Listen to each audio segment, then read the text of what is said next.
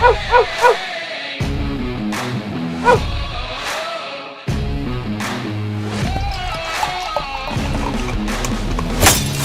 to another edition of the Dogger Pass podcast. This for UFC Edmonton. Producer Jared is on the sticks. Cody Saftik is on the line, and 14 fights are on deck. We start in the flyweight division.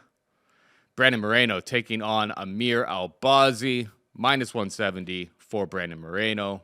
Amir Albazi can be had for plus 150. Who you got here, buddy? Okay, first and foremost, we're back in Canada. It's Edmonton. It's very, very far from me, like a 45-hour drive or something like that. So, I mean, I'm closer to Florida. I'm closer to pretty much every U.S. state or city as opposed to driving all the way down there. So, yeah, I mean, it's kind of a far ways off. But we got a bunch of Canadians on the card. Here's the thing, Paul Shaughnessy. In weeks past, we've been using logic and getting cramped. This week, we got to get back to the basics, baby. Picking the favorites, hoping nobody shits in the apple pie. There's 8 Canadians on the card, but keep in mind the last time they were in Canada, it was Toronto. There was 9 Canadians on the card. Effectively, they went 2-7. The 2 wins were both women's MMA fights. The 7 losses, all the guys. So I got mixed expectations up and down the board, but for the most part, the pricing does seem right. You're asking about this main event. I want to take my shot on Brandon Moreno. Would I like it to be closer odds-wise? Yeah, for sure. It's a flyweight fight. It's a 5-round fight. You got Brandon Moreno, who's coming back off a bit of a layoff, a partial retirement, if you will. He's still only 30 years old, but he's been very vocal that he kind of fell in love, out of love with MMA. You know, training every single day, getting ready for these 5-round fights, going through the wars that he's had, and then sometimes coming up on the bad end of close decisions. He just kind of fell out of love with it. So he walks away from the sport. And if he comes back as a reinvigorated version, then I think we're good here. He's got a wrestling advantage over Amir Albazi.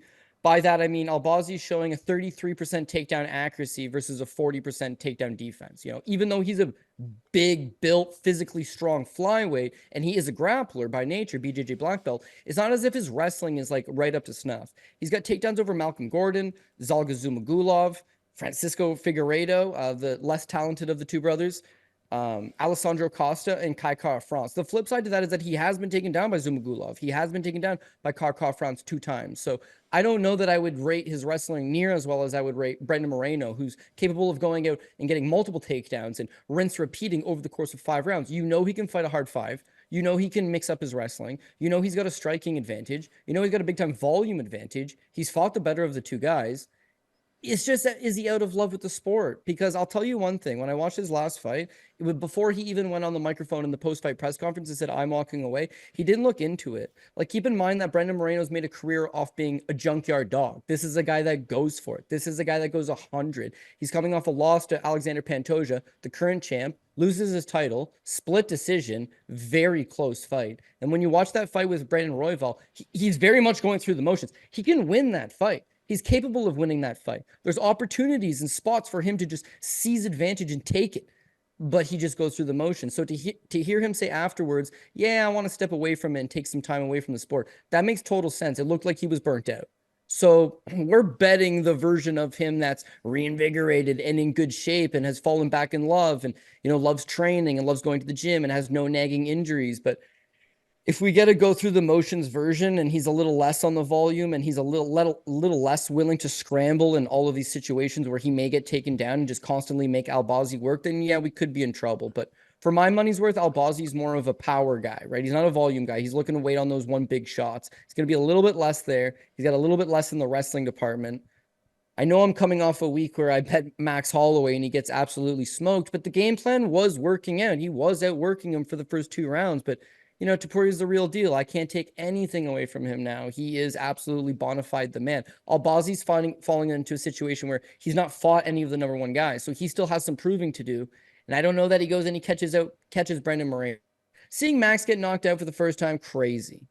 But Max is not Mexican. Keep in mind, Brandon Moreno, dog, take his best shots, walk him down, make him work, win this decision. So I'll take Brandon Moreno to hopefully come back and get a successful return. Yeah, I was always under the impression that Albazi was like a pretty solid wrestler, and then getting taken down twice against Kai Kara-France is kind of a huge red flag as far as I'm concerned.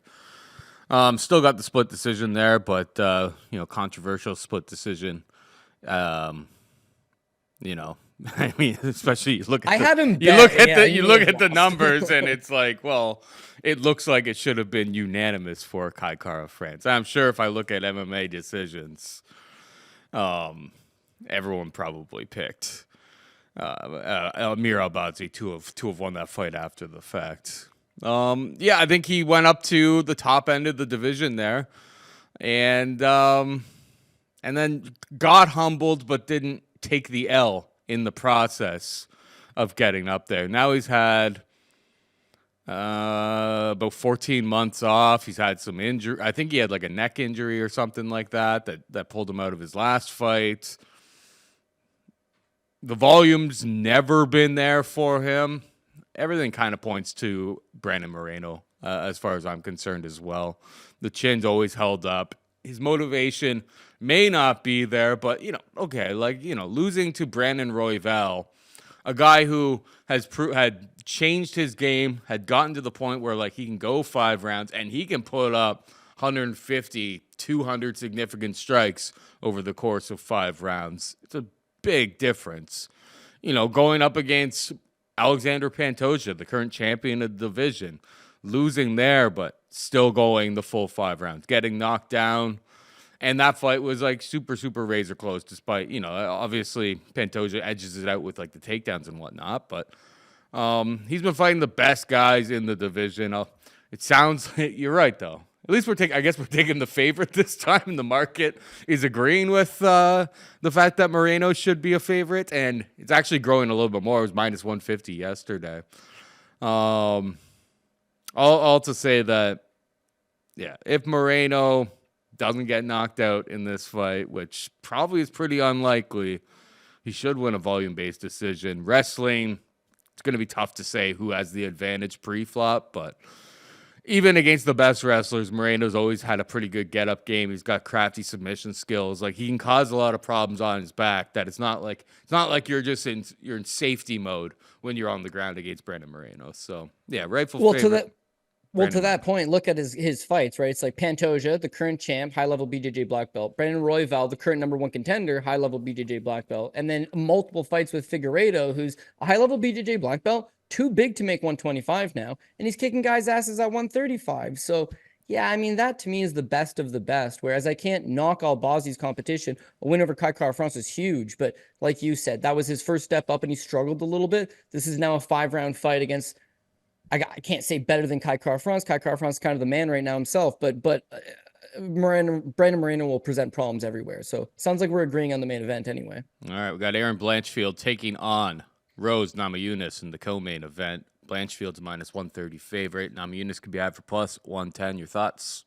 Okay, so I've been on Erin Blanchfield ever since. Okay, that sounds weird. I was gonna say I've been on Blanchfield since she's 18, but that just sounds so off. I've been on Blanchfield.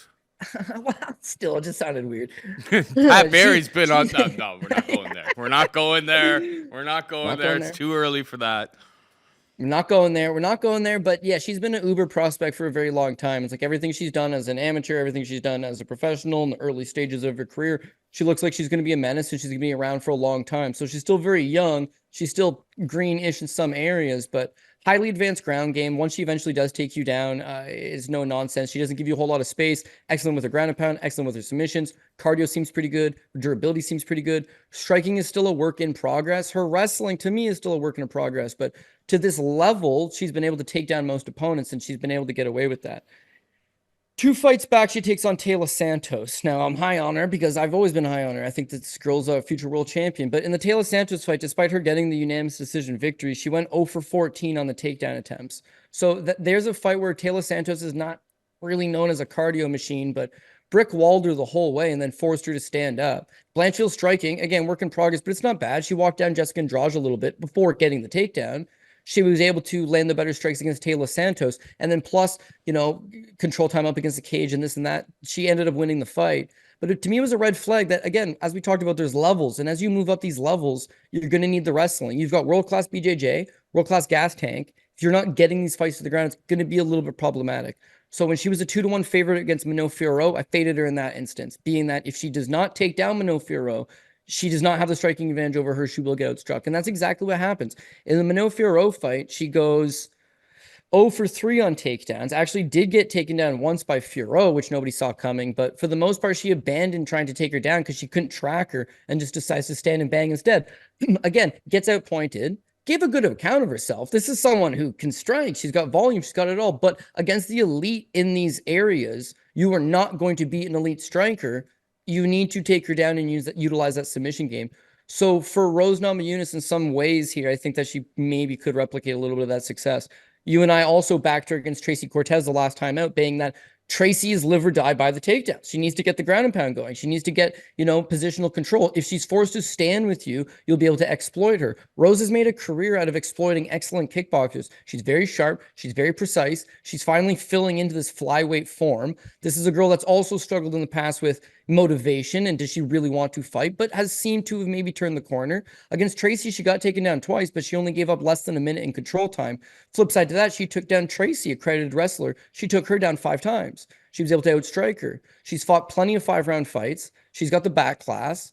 She's fought the better level of opposition. If she can keep this fight standing against Blanchfield, she can do the same thing Furo did, which is be elusive, move you with your feet, keep just kind of matadoring her in, counter punch her, throw up the better volume, land those better shots. If need be, mix in a takedown or two. Rose is a high-level black belt. You're telling me Rose can't hang out on top of Blanchfield for a few rounds, a few minutes, to steal the round? Absolutely she can, right? It's about fighting that smart game plan. So currently, what did you say you had the odds as of right now? -130 for Blanchfield, +110 for Rose. Yeah, I mean, I can't say it's CF dot model enacted, and then we're just going to blindly take the underdog here, but it does seem like a dog or pass type fight where I can see both ladies winning.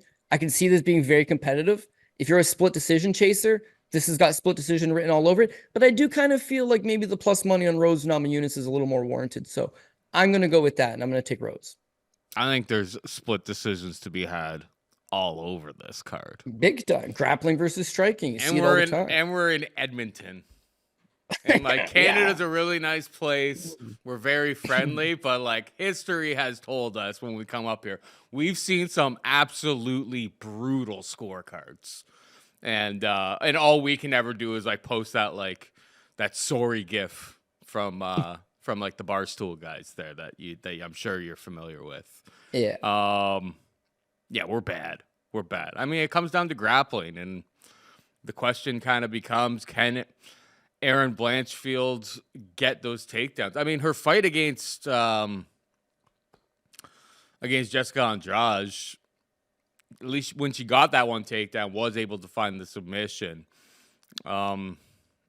Otherwise, it's that's kind of the matchup or the common opponent between them that obviously went 2 very, very significantly different ways. Whereas Rose, obviously, when she took her on the slam from hell, at least the first time that they fought, and she came back and was able to stop the takedowns and win a volume-based decision. I expect the fight to be incredibly close, on the feet, on the mat, and I'm gonna side with Rose, but I don't plan on betting this. But yeah, I'll be looking for the split decision prop because I'm a sicko like that. We got Jhonata, Diniz taking on Derrick Lewis. -170 for Diniz, +145 for the Black Beast. I mean, this is a weird one because Lewis has looked, I guess, a little bit better. And this is a fight where usually we've had Lewis going up against guys that you're oh, this guy's going to go in there, try to wrestle Derrick Lewis, probably going to take him down. Can he take him down and sub him? Can he get him out of there? Because Derrick Lewis, he doesn't go away. Diniz isn't going to do any of that. But Diniz, from a kickboxing standpoint, should have a pretty significant advantage. The question becomes, at -170, do you really, at 60% of the time, 65% of the time, do you really feel great that, Diniz can stand there in the pocket and just not eat a massive shot from hell that puts his lights out? I don't know. I think Lewis is kind of outclassed. Maybe Lewis wrestles. That would be a real eye opener. Not something that I expect, but I mean, if it's just on the feet, I'm going to go with the cleaner kickboxer, but heavyweight is the one division where it's like power rules everything. I don't know. I'm really torn on this fight. I want to bet Derrick Lewis. You know me, deep inside. Derrick Lewis, dog money. It's just kind of screaming my name, but something tells me that that this is going to be kind of more like, I don't know, maybe more. That's a bad example. I was thinking of like the Volkov fight. Volkov fight, he was whooping his ass up until like a minute left in the fight, and then he landed the one heater. Not even. And then got the finish. So I don't know. I mean, Derrick Lewis is always live at plus money. I'm not going to fault anyone for taking it. For in my heart's sake, I don't know if it's going to be my wallet's sake, Derrick Lewis will be the pick for me. You? Yeah, I'm actually falling in a similar category. I don't know if I'll pull the trigger on it. And if I do, it's likely the PRP pick because there's not a whole lot of confidence there. But yeah, man, we got middling heavyweights. And what do you and I talk about all the time? You got two low-level heavyweights, especially if it's just going to be a striking battle. Why wouldn't you take the plus money guy? You got Derrick Lewis that, yeah, he's 39. But at heavyweight, that's not a nail in the coffin. He's probably still got some good fights to go. He's very explosive for the weight class. And you mentioned it earlier. Most of the time he's fighting guys, they're trying to hold him down. They're trying to take him down. In this instance, he'll be able to maybe offensively wrestle. You said that was crazy. That was an angle I considered. He took down Rodrigo Nascimento, a BJJ black belt, in his last fight. And he also had 2 takedowns over Tai Tuivasa, takedown over Alexei Olenek, who's also a BJJ black belt, takedown over Blagoy Ivanov, who's a 2-time world Sambo champion. So he can take you down. It's just he chooses not to because he's a bar brawler, and that's what people want to see. In this instance, against a refined kickboxer, why not take him down? And let's be real, if Derrick Lewis is on top of guys, you've seen his ground and pound. It's as good as anybody's. Like, he's on top of you. You are screwed. It's that, yeah, he doesn't really wrestle. So if he doesn't knock you down, yeah, chances are he probably won't get on top of you. But he's got absolutely nasty ground and pound, and I feel like whereas Austin Lane hung out on top of Diniz for 5 full minutes, if Lewis is on top of you, you're done. You're done. So yeah, a little bit tempting there that he could mix in the grappling. I will admit he's not the more refined kickboxer. He's not the more refined striker. He probably has a power advantage, but if he just stays at range, it might be a little bit greasy. He's explosive. He's quick. He could fight in the pocket, could mix in a few takedowns. Again, when you look at him, it's like coming off a decent KO over Rodrigo Nascimento where he knocked him out in the 3rd round. You mentioned that fight versus Volkov where he knocks him out like less than a minute left. Like, he's dangerous the whole. Shamil Abdurakhimov, Lewis knocks him out in the 4th round. Victor Pesta, Lewis knocks him out in like the 3rd round. He's made a career out of just being dangerous the whole time. And with Diniz, it's not fully sold. So here are my 2 things I'm not sold on Diniz, right? When we talk about these world-class kickboxers all the time, is that the common thread is that they either all got to win over Alex Pereira or Izzy Adesanya. Like, it just seems like you've competed at a high level. You've got a key signature victory over there. I was way wrong on Sharad Magomedov, the one-eye pirate. Yeah, turns out it didn't matter what level he fought at before the UFC. His striking is top-notch level. But Diniz, you've actually seen it, right? He's 33 years old. He's not a young guy. He fought in Glory Kickboxing. He has no notable wins in Glory. He did fight Daniel Guida, but he lost. He did fight Rico Verhoeven, but he lost. He did fight Hesdy Gurges, but his corner threw in the towel after the 2nd round. Quite literally, he has no real notable wins in kickboxing as much as he's fought a couple of the high-level guys. Seeing him on the Contender Series, he takes on Eduardo Neves. It's an easy win for him. You know, he knocks the guy out with a jab. The guy falls down. He puts him away. Against Austin Lane took him down, mounted him for the entire 1st round. You know, had a lot of success on the ground, I should say. And then in the 2nd round, gasses out. Diniz puts him away. The Carl Williams fight, it's kind of an outlier to me. Carl Williams was told don't wrestle, right? And didn't. It does show that he went 2 for 5 on takedowns, but he waited until the last round and he was already down 2 rounds before he ever committed to anything. Someone got in his ear, he's got a boring ass wrestling style, and told him don't wrestle, and he chose not to. It's a bad game plan. Carl Williams, using his secondary skill set, still actually was fairly competitive in this fight with Diniz. Diniz didn't blow him out of the water. He landed 59 significant strikes in 15 minutes. If Carl Williams wants to stand with Derrick Lewis for 10 minutes, I think Derrick Lewis probably melts him over. So again, I don't think Diniz is world-class kickboxing as much as he is a striker and is a good striker.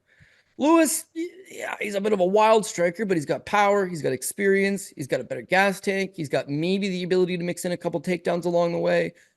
He's got a little confidence because he's coming off a solid victory. He's fighting an opponent that's not going to try to take him down, which is a bit of a rarity for him. Like, there's enough reasons to chase this plus money. So I'll also take the Black Beast Derrick Lewis and hope the good times keep rolling from him, because everybody wants to see the Derrick Lewis post-fight interviews. So set him up with these winnable fights, and the guy is a fan favorite. Match him up with guys like Sergey Spivak and stuff that are just going to take him to the ground and smoke him. Don't do that. So the UFC knows what they're doing here. This Diniz fight makes sense for Derrick Lewis. So I'll go with the Black Beast to get it done. Yeah, I mean, a lot of that, we've actually kind of talked about that on the show with like Tai Tuivasa, Derrick Lewis.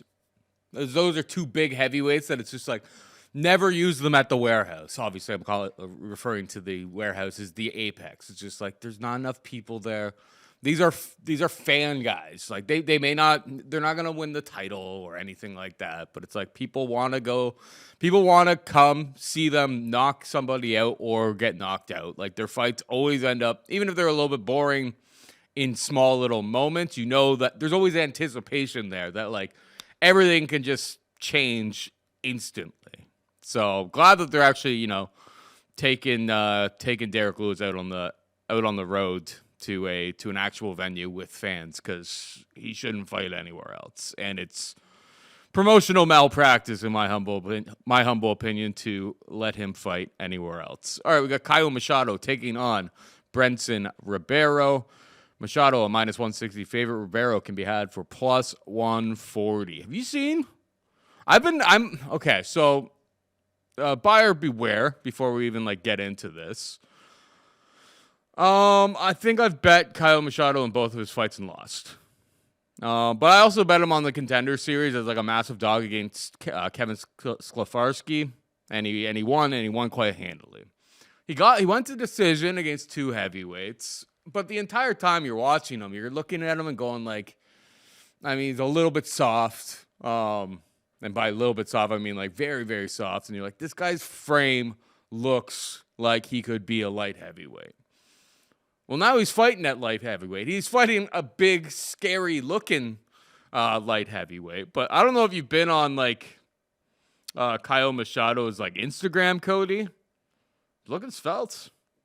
I thought his game, his style was, high volume, striking technique, seems like more of a decision machine. Was able to go to decision against two heavyweights last time out. Didn't really get rocked all that bad in those fights. He's looking like a brand new man. I bet him at -150. I don't really rate Ribeiro all that much. I know that he went to decision against that probably one of the worst Russians on the roster, that Gadzi Yazulov guy.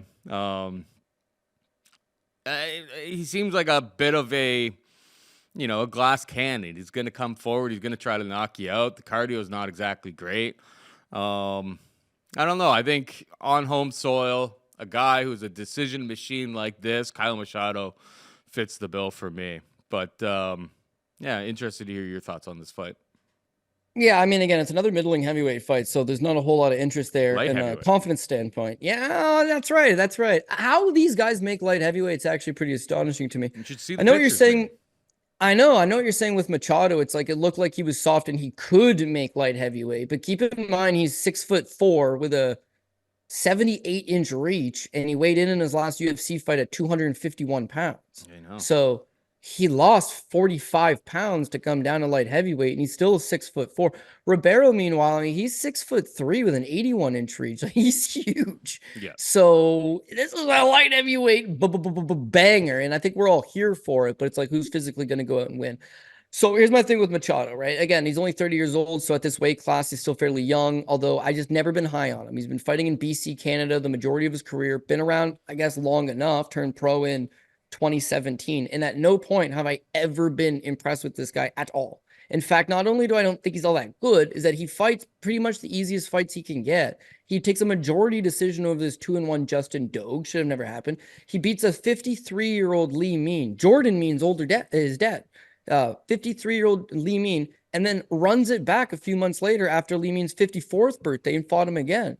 Just wasting his time. I'm not going to say can crushing, because I have a lot of respect for Lee Mean, but But you're a serious heavyweight trying to make the UFC. Like, what are you doing fighting these guys, let alone fighting them twice? Oh, it's short notice. What does this do for you? Other than build your record. Don't like him. I do not like him. So when he comes on the Contender Series, I'm looking to fade this guy's ass. And like you mentioned, he is the underdog to just an absolute terrible opponent. But I want to fade him so bad, I try fading him, and he ends up winning on the Contender Series. To his credit, he outstruck that Kevin Saflarski 121-17. Yeah, it went 15 minutes. He doesn't have a whole lot of power, but his cardio looks solid. His volume obviously looks solid. I didn't think he looked good in the fight, truth be told, but he did prove me wrong.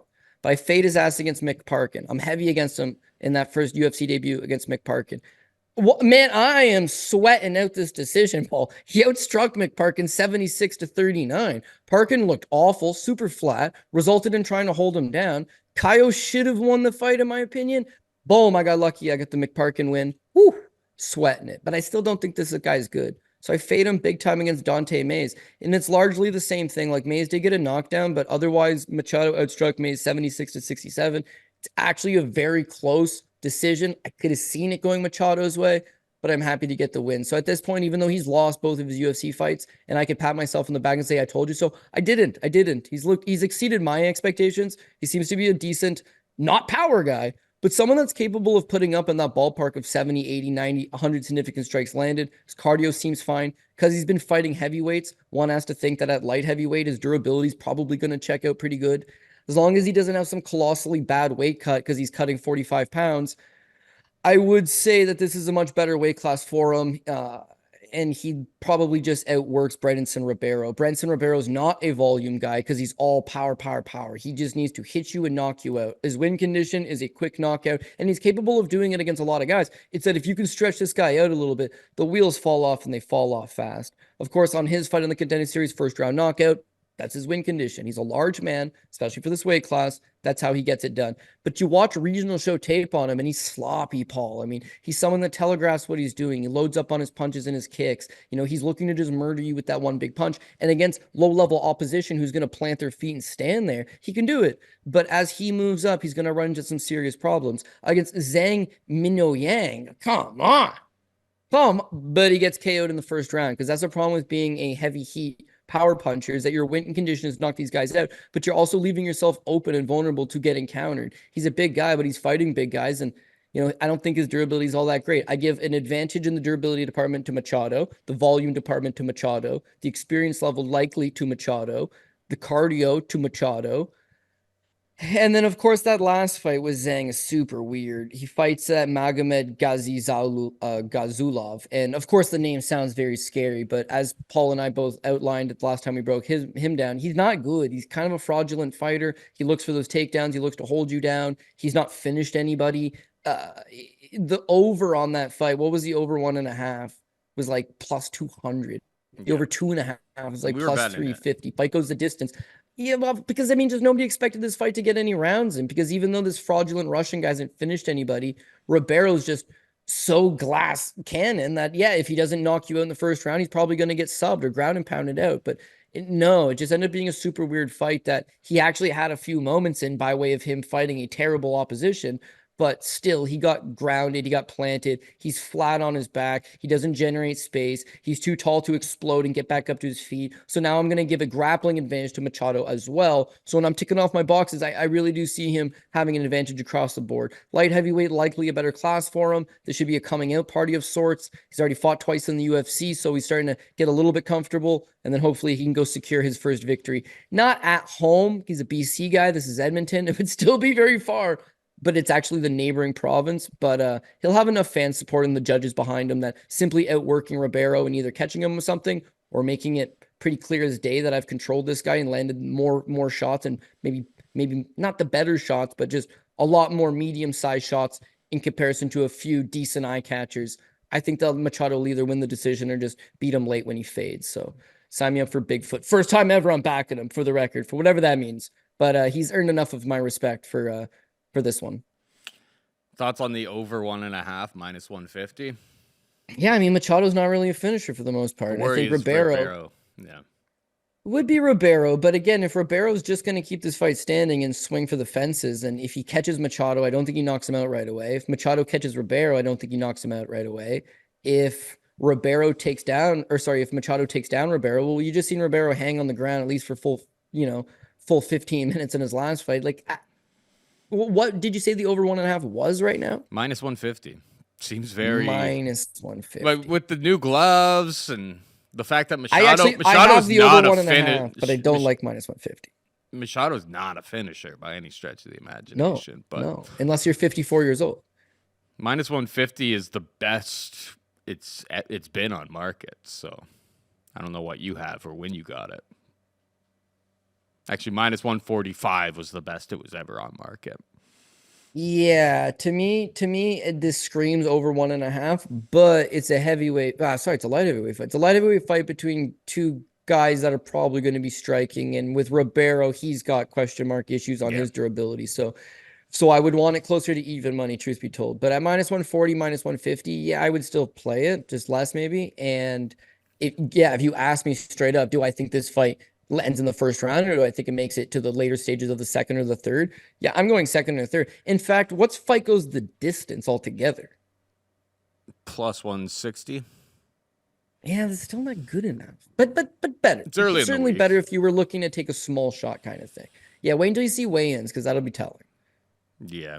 Yeah, a lot of, I mean, it's always, for any of the props, particularly when it's on a pay-per-view card, it's like, it's hard to really know exactly what you're going to expect from the props, because the props that you just get early in the week just they typically are, set intentionally low just so that they don't get taken hard on some of these things.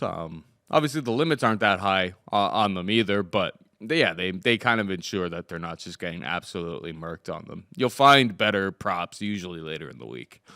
By shopping around. Yeah. Let's move on. We got Marc-Andre Barriault taking on Dustin Stoltzfus. Power bar can be had for minus 200. Stoltzfus is plus 170 underdog. Your thoughts on this one? Could be another split decision type spot. I think Dustin Stoltzfus has the better wrestling, the better grappling, but taking down Marc-Andre Barriault is tough, dude. Like, they call him power bar for a reason. He's a big, strong guy. He's very just large and dense, and taking him down is not exactly easy. You can use that as a path to victory, but you're going to really have to work for it. When you look at his fights, Eric Anders got 1 takedown on him on 11 attempts. And Eric Anders is a decently big, strong, very physically good athlete and decent enough wrestler in his own right. He went 1 for 11. The guys that have had success taking him down, a guy like Anthony Hernandez 8 times. Anthony Hernandez does that to everybody.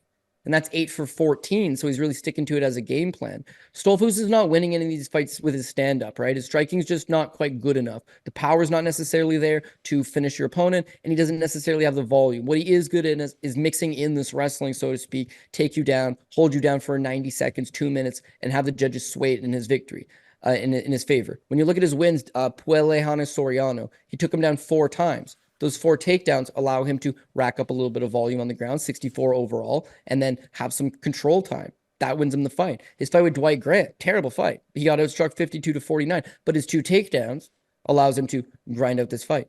That's not going to cut it against Barriault, and especially with the new judging criteria that they're apparently going for damage and who's trying to fight. Barriault, all he does is come at you and try to fight. And this fight's, like, the difficult thing here is when you look at Barriault versus Chris Curtis. It's a fairly competitive fight, but Chris Curtis beat him. He kind of was a little lackadaisical, but he still outstruck him. And it's a split decision by way of it's in Toronto, and people are red hot for Barriault because he's got an entertaining fight style. In Edmonton will be the same thing. He ain't from out west. He's very far from Western Canada, but he's a fan-friendly Canadian fighter. The fans will be behind him. He's constantly going to be marching forward. He's constantly going to be throwing. He's got the more power over Stoltzfus. He's got more volume over Stoltzfus. I feel like at some point he either just breaks him down and catches him or just does enough to win 2 of the 3 rounds.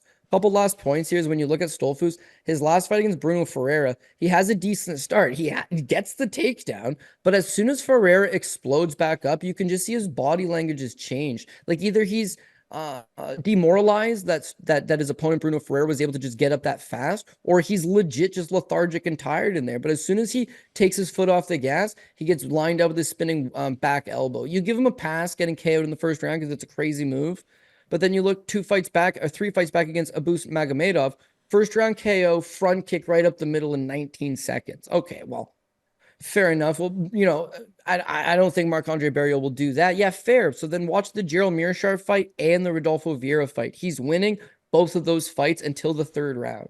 And in the third round, he got rear naked choked by both those guys. He's probably not going to get rear naked choked by Barriault, but it's him just gassing out and getting tired. And as soon as he starts to gas, that body language changes. He doesn't have that ability to change it into second gears and dig deep. So he's got a couple wins, sure, but fairly lower level guys. Soriano looks way better now that he's dropped down to 170. And then Dwight Grant, come on, give me a break.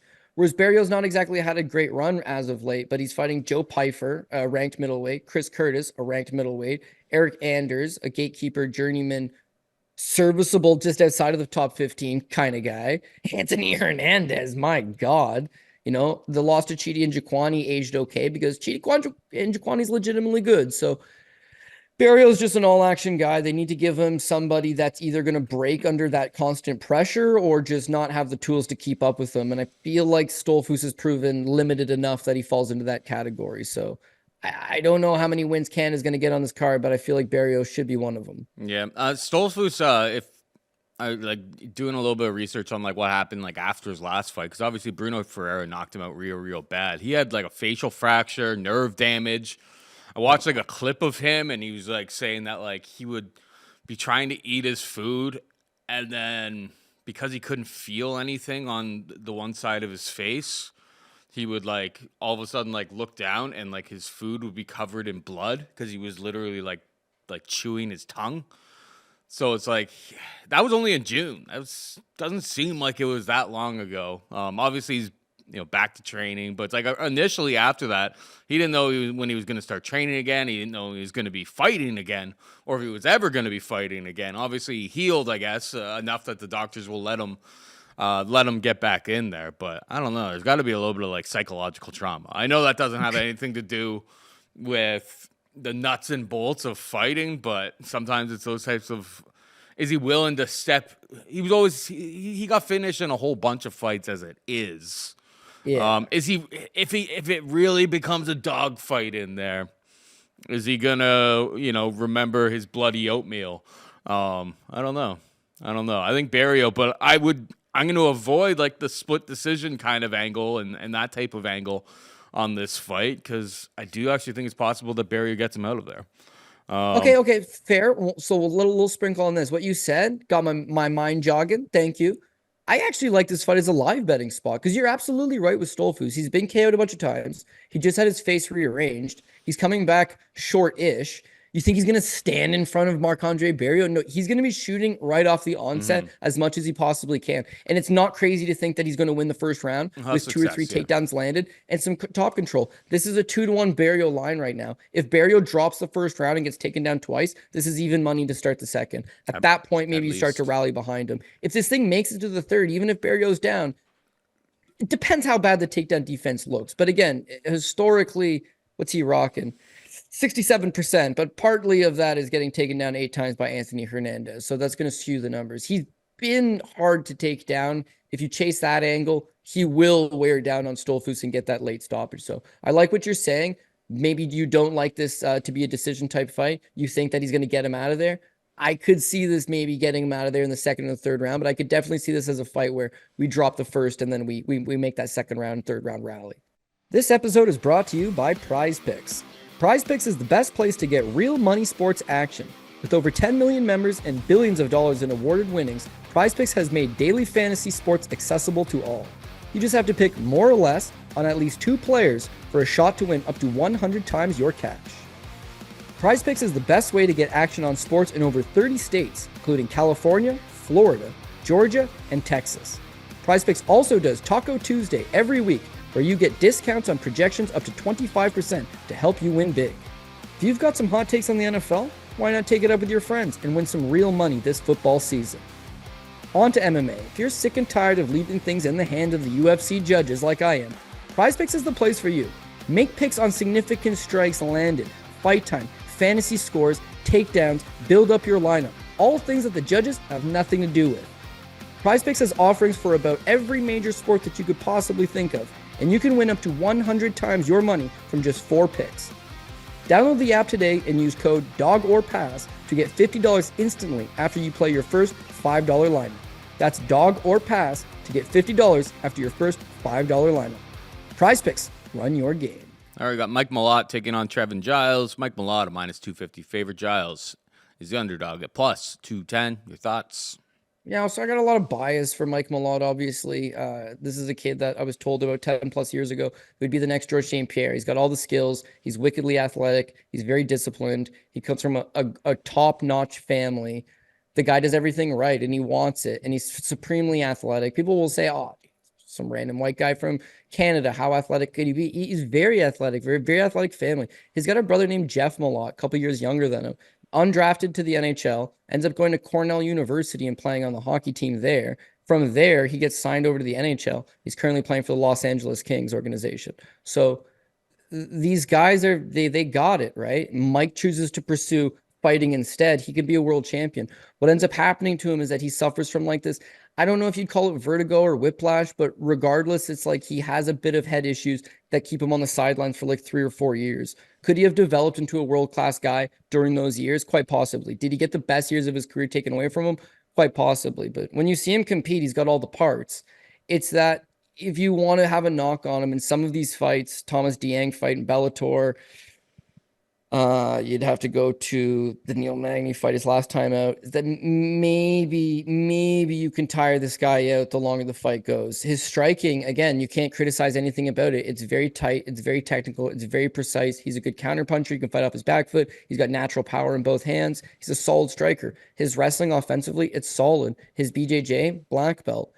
It's these junkyard dog, Darren Elkins, Nate Landwehr, those type of guys that just absolutely refuse to say die. They're going to break down the prettier, more technical fighter more often than not. And now Mike's 32 years old. He's coming off a setback over Neil Magny. He's had a little bit of time on the sidelines. I think the world of this guy. If you've ever met him in real life, he's very cordial, very smart. Yeah, just how could you not like Mike Malott? And in similar ways to Elias Theodorou, rest in peace, such a good guy that, yeah, maybe we're Canadian, maybe that's where the bias comes from, but you meet them and you get to know them and you got a soft spot for them. So I'm big on him. So then the Neil Magny fight, he's up 2 rounds, like very clear as day. Even in the 3rd round, before the wheels fell off, there was no real indication that the wheels were going to fall off. And then when they did, Neil Magny just starts rolling and building momentum. They fell off like in a hurry. He took a lot of, I shouldn't say in a hurry, it was a prolonged beating, but he went from world class to just abysmal, like in a very short time frame. So that fight's in January 2024. It's not been a year, obviously, but it's been enough time that he's obviously cleared the cobwebs. And I don't think it's a confidence issue. It's just, can you get your conditioning up to that level? He's still very young in his UFC career, so no doubt he could make improvements. But of course, 32 years old at 155 pounds, you kind of starting to hit, that window. So I think he wins the fight. But do you put him on your top ticket this time? Do you say he's a top 10 international talent? Do you load up the boats and sail in his favor? Like, I got a little bit of reservation. Trevin Giles, meanwhile, it's like he hasn't had a whole lot of success, but he's super serviceable. He's got a nasty jab on him. He fights at 85. He fights at 170. He's fought in a lot of decent level guys. He's usually given an okay account of himself. His last fight against Carlo Paredes, he looked better against Carlo Paredes than anybody has before or since. Like, Paredes has just been murdering people like he murders packs of cigs on the daily. And Giles at least made him look super vulnerable. His fight with Preston Parsons is a solid little victory. His fight with Michael Morales, not great, but I mean, he was looking somewhat decent. He's fought in Dricus Duplessis. He's got a win over Roman Delites, win over James Krause. He's fought guys like Jeremy Mearshart. So he's definitely got probably the experience advantage.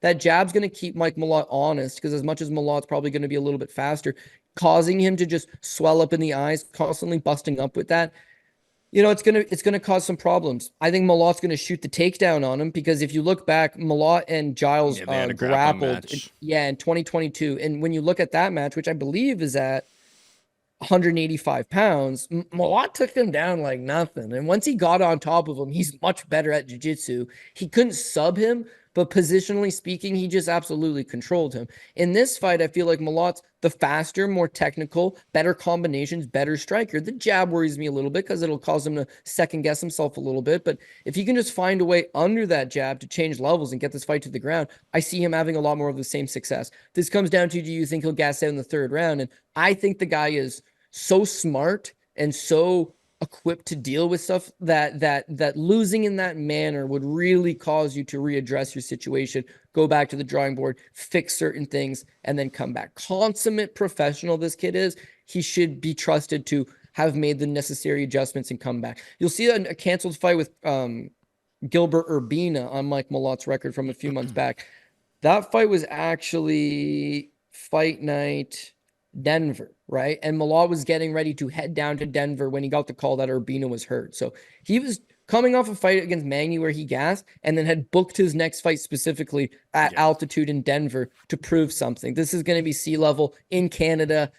I think he gets the win. So I got Mike Malott. I think he'll probably end up on the second line, but just tad little sliver of uncertainty is going to keep him off the first line likely for me this week.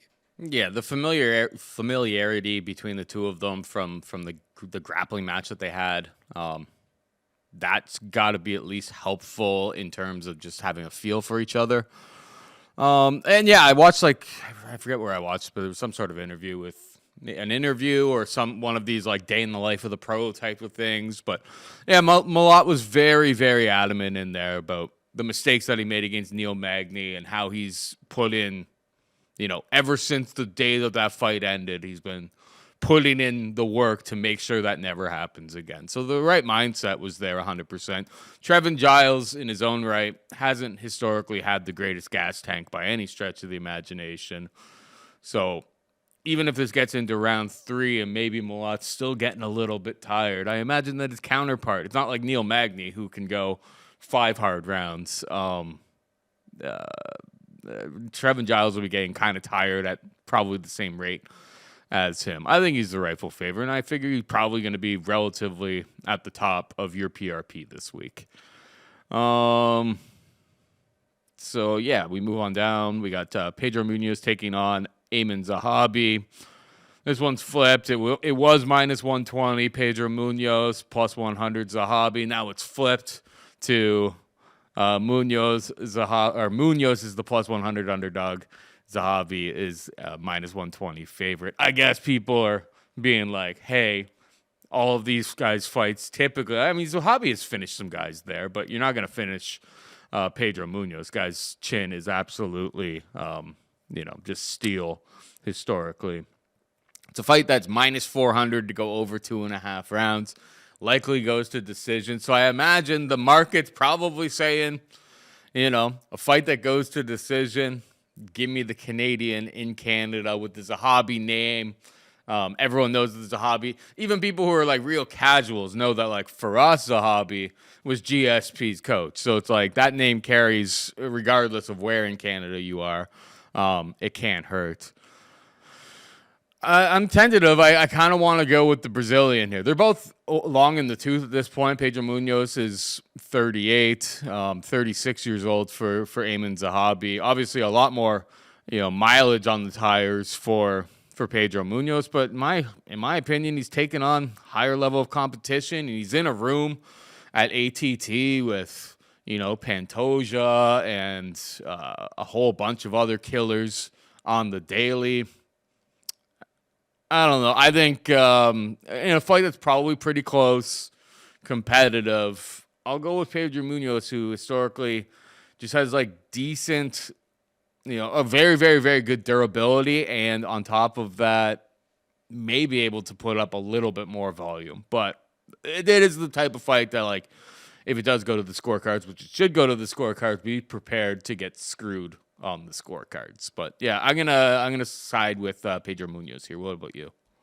Yeah, it's another really close fight. You can see the decision going either side. The line maker is pretty well accurate on this one. Is there any hometown favoritism that'll lean it towards Aiemann Zahabi? Probably not, but I do feel like he probably does enough to just ever so slightly edge this thing out. You made a good point. It's like they're both old and they're both long in the tooth, a little bit older. One guy's 38, one guy's 36, but Pedro is like 57, dude. This is his 30th professional fight. And before that, he's just got a career of high-level BJJ. He's a former BJJ black belt world champion. So he's kind of been through the ringer a few times over. And what made him so successful and just very fun to watch is that he's hyper aggressive. He's constantly going after you. He's constantly chopping down the leg. He's only rocking a 65-inch reach. So there's no reach to him. So he has to overextend on everything. And these longer sharpshooter type guys have usually been able to use their footwork to backpedal. He comes up short on their shots and they're able to counter him. If he can bait you into a war and have you throw down with him, he's a lot more successful at doing that.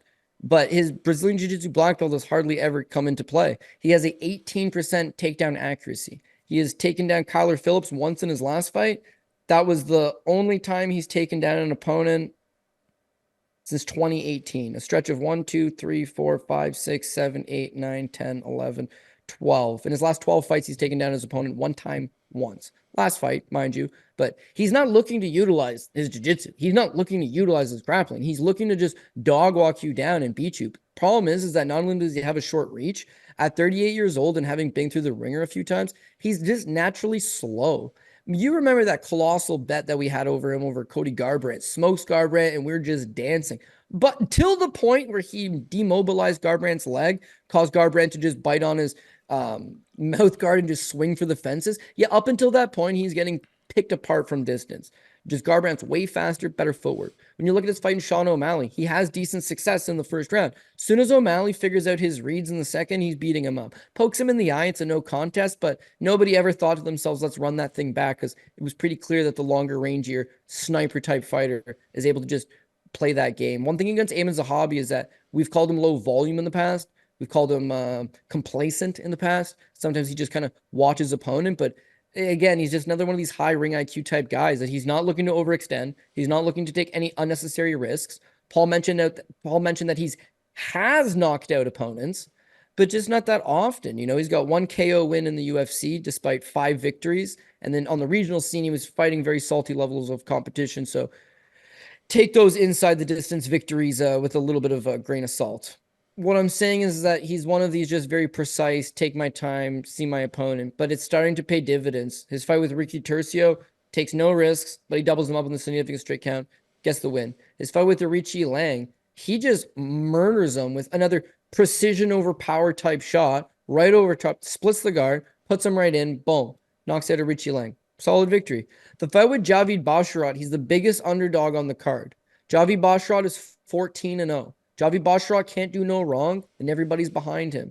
Aiemann Zahabi fights a perfect game plan. He just plays to him. He uses the jab. He's fighting one strike at a time, one strike at a time, one strike at a time. Once you start getting frustrated and you open up, there's that second strike. Everything is building towards something else. Listen, he's Faraz Zahabi's younger brother. He grows up in a gym with George St. Pierre and Rory McDonald, and you know the cast of names and great fighters that have come through those doors. So 36, he's a little bit older, but again, he hasn't had a whole lot of wear and tear. He's just one loss inside the distance for himself. Like he's only ever been knocked out by Ricardo Ramos on a spinning back elbow, and that was 2017. 7 years ago, he got finished.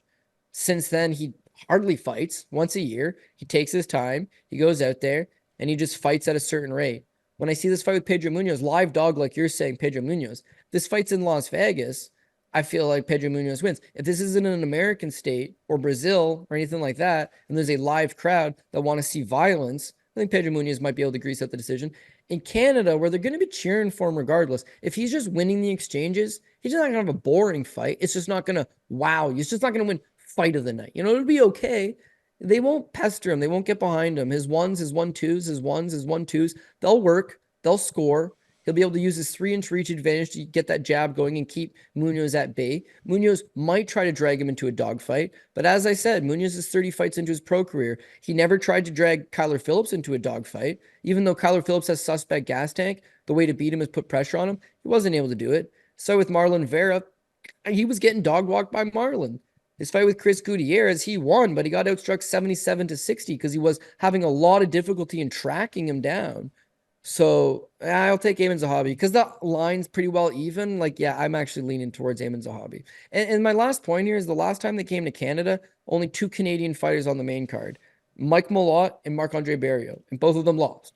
Now they're going to Edmonton. There's only 2 Canadian guys on the main card, Marc-Andre Barriault and Mike Malott. Aiemann Zahabi's probably male rankings, the #1 ranked Canadian. Like, he's actually on a 4-fight winning streak. Barriault's lost his last 2. Mike Malott's coming off a loss. Aimann's on a 4-fight winning streak. He just beat Javid Basharad, who was previously undefeated. Like, he's got some serious momentum. And to be honest with you, Pedro Munhoz is a big name guy who's fought big name guys, but he's pushing 40 years old at 135 pounds. It's a death sentence. So what made him fun was his ability to be all action. And the older you get, you lose a step. And when you lose a step, this risk-averse guy is just going to pick and plot at you from distance all night long, just like his buddy Rory McDonald used to do back in the day. Host Robbie Lawler, he threw down with Robbie and he learned. These guys, they see, they learn from others' mistakes and they put it together. So if you've watched Dogger Pass for a number of years, if you go back to the bookie beatdown days, if you remember the story when we watched Robin Black's retirement fight, Aiemann Zahabi crushed Kyle Vivian on the card. I never really been super high on him. So yeah, if it sounds like I'm changing my tune on him, I just feel like he's a very smart guy fighting the right game plans, and he's going to be able to win over opponents that are tailor-made to that type of style. Javid, bit of a hothead. He played right into his hand. Pedro wants to fight like a hothead. He wants to brawl. He wants to be all action. That'll play into his hand. Someone is going to brick wall him at some point, but to this end, I think he beats Pedro Munhoz and runs his winning streak to 5. And Kyle Vivian was out there hacking darts with me, like, before his fight, I believe. It was like outside of the hotel, wasn't it? Like, we were at the hotel, like, before heading to the venue. And, like, we were just like, wait a second, that's who Zahabi's fighting tonight. He's like hacking darts. Just like, good luck, man. Yeah, that was You're going to need it. It took a minute and 28 seconds. My good luck did not help him that night. Kyle Vivian does it to himself. I think he's 0-7 or 0-8, but he also fought Sergio Pettis. So when you're going to fight this level of competition, things like that tend to happen. But yeah, I mean, that slam card was main event. Alex Garcia ended up going to the UFC. He fought an 8-13 opponent. Olivier Aubé-Mercier was the co-main event, ended up going to the UFC, winning $2 million in PFL. He fought a guy that was 2-2.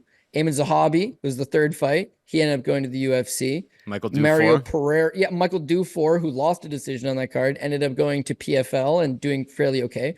Ryan Hall, BJJ world champion, ended up going to the UFC. And Mandel Nalo was the very first fight on the card. Mandel Nalo should be in the UFC. Does anybody watch this guy? He's so good. A little bit older now, but another tri-star guy that way.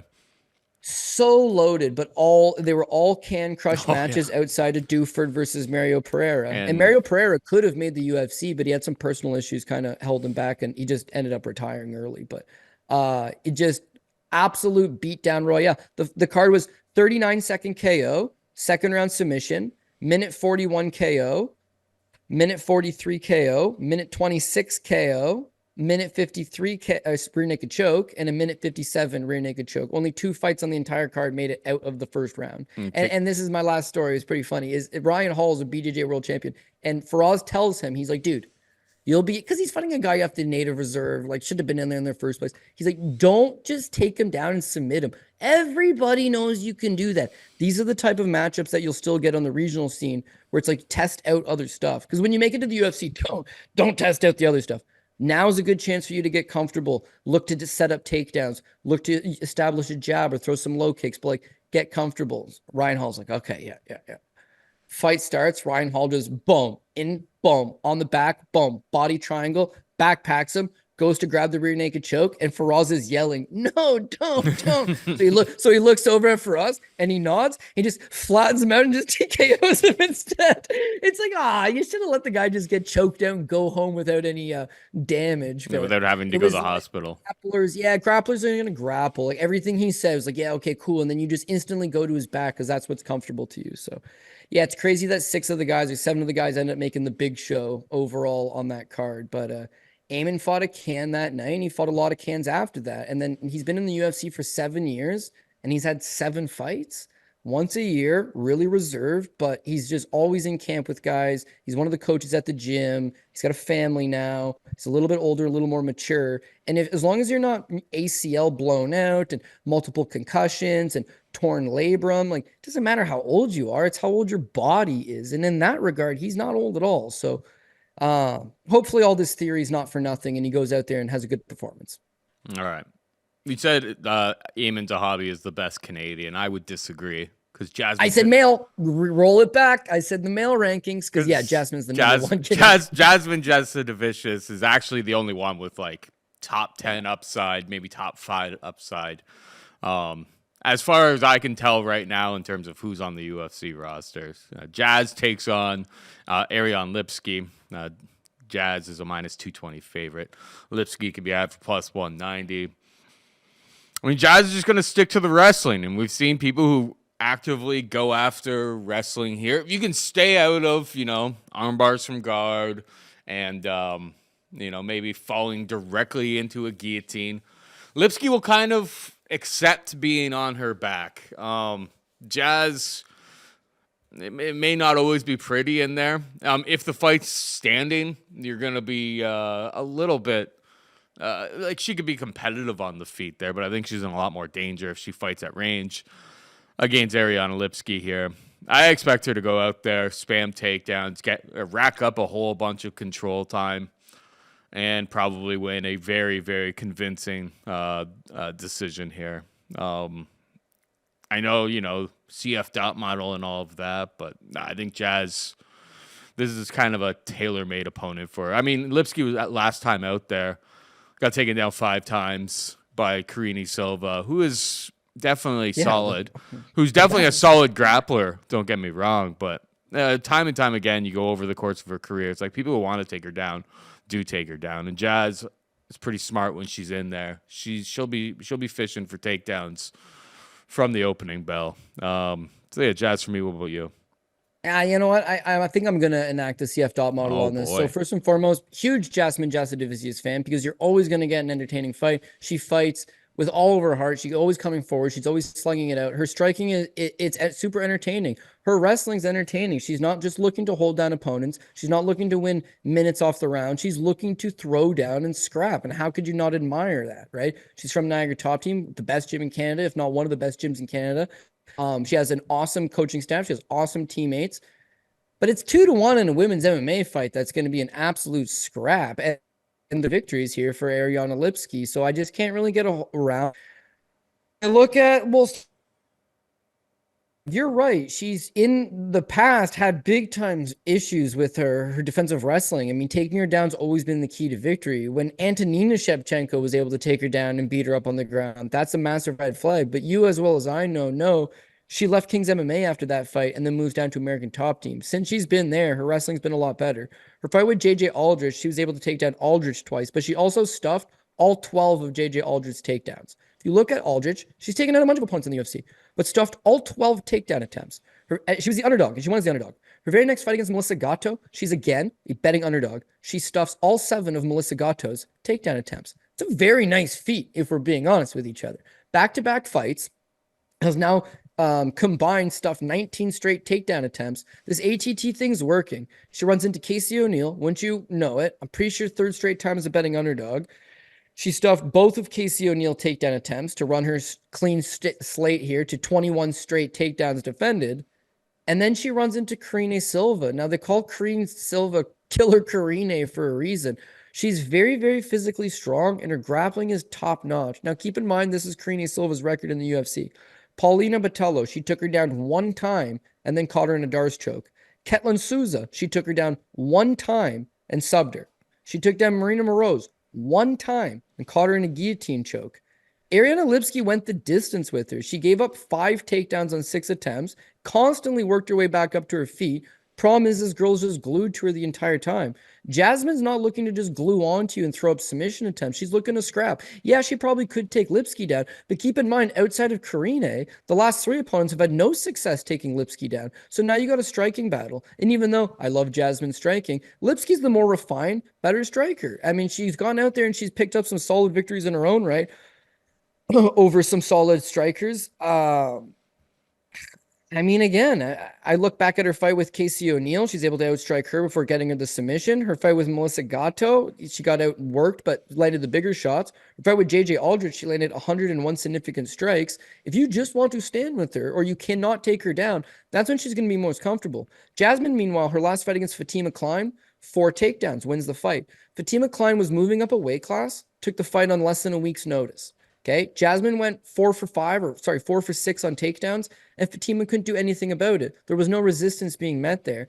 The prior fight with Priscilla Cachoeira is not known for her grappling. 2 takedowns, that's all she needed. The fight with Tracy Cortez, she got those 2 takedowns, but with only 3 minutes of control time, Tracy was able to get back up and stuff more often than not. Jasmine went 2 for 10 on takedowns over Tracy Cortez. And when she's not getting the takedowns, she's forced to throw down. When she's forced to throw down, she low-key got outstruck 103-77. Even with her 2 takedowns, outstruck 103-77. When I look at Lipski, if Lipski can utilize a similar game plan to Tracy, which is stuff more of the takedowns than not, keep the fight standing more often than not, and outwork her, yeah, I think she's a better striker. I think her grappling is really not that bad. One bad fight with Carine Silva doesn't erase 3 straight cashes as a dog where she was looking improved every time. She's still very young. She's still at American Top Team. No reason to believe that she's going to be making any noticeable regressions. This is an even money fight in any other territory, but it's in Canada, and Jasmine Jasudavicius is Canada's queen right now. We all love her. And she, as Paul mentioned, she's the #1 rated Canadian in terms of the ranking. She has the most promise. We're all behind her, but I think that's skewed the number to a 2-1 favor. And I think this is a very, very nice fight, very competitive fight, excellent matchmaking. I take a flyer on the underdog here for Lipski. All right. Let's do a shoey bet. 2-1. Deal? You'll take 2-1. Oh, dude, I was going to take a straight up, but you'll give me 2-1. I'm in. I got to give you 2-1. That's what the market says. That's how we roll. If I said, hey, let's do an even one, you definitely would have negotiated. There's no way you would have been like, yeah, deal, snap, boom, let's do this. Like, there's no way. There's no way you would have done that. We would have had this we would have ended up at 2-1 anyway. So, like, let's just cut through all the BS. If you told me they fight 10 times, I'd be like, I think Lipski wins 5 times. Jasmine Jasudavicius wins 5 times. Like, it's even money in my opinion. So when you were like, shoey bet, it's a 1-for-1. It's even money. That's how I got this thing lined. When we're talking these fights where it's like you're taking a 2-1, 3-1 underdog, where I actually don't know. Is everybody else on Jasmine, or is there anybody else that's on Lipski? I have no idea what anybody's on these days. Yeah, I haven't really been like paying much attention to what other people are up to. But regardless, the Lipski people will see what I'm trying to say here. The Jasmine people, they love Jazz, and why wouldn't you? She's going to come forward. She's going to fight for your dollar. She's going to be very highly entertaining. But at 2-1 or -225, depending on where you're booking it, a little too rich for my blood. So this is the name of the show is Dog or Pass, because we run into these situations and you got to back them. So I'll take the dog. All right. Shoey bet is on the line. We move on down. We've got Charles Jourdain making his bantamweight debut, taking on Victor Henry. Jourdain, a -120 favorite. Henry can be had for +100. Your thoughts? Yeah, this one's kind of hard to get a read on because it's Jourdain bantamweight, which I just didn't even know was possible. His brother fought at bantamweight for a long time and is half the size of Charles. So I don't know how Charles is going to make bantamweight. I really don't. But his brother ends up dropping to 125. And even though he really can't make the weight, he's massive flyweight. And does his body gets ill trying to drop down to that? Like, I think Charles is doing the exact same thing.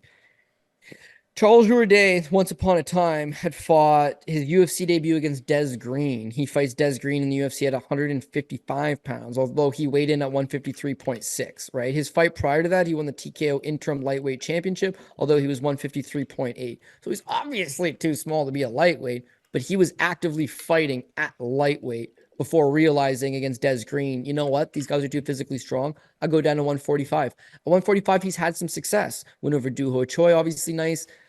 Went over Lando Venata with the guillotine choke. He looked good. Kron Gracie was able to fight a beautiful game plan and neutralize him everywhere. The Ricardo Ramos fight, nobody saw that quick little submission coming.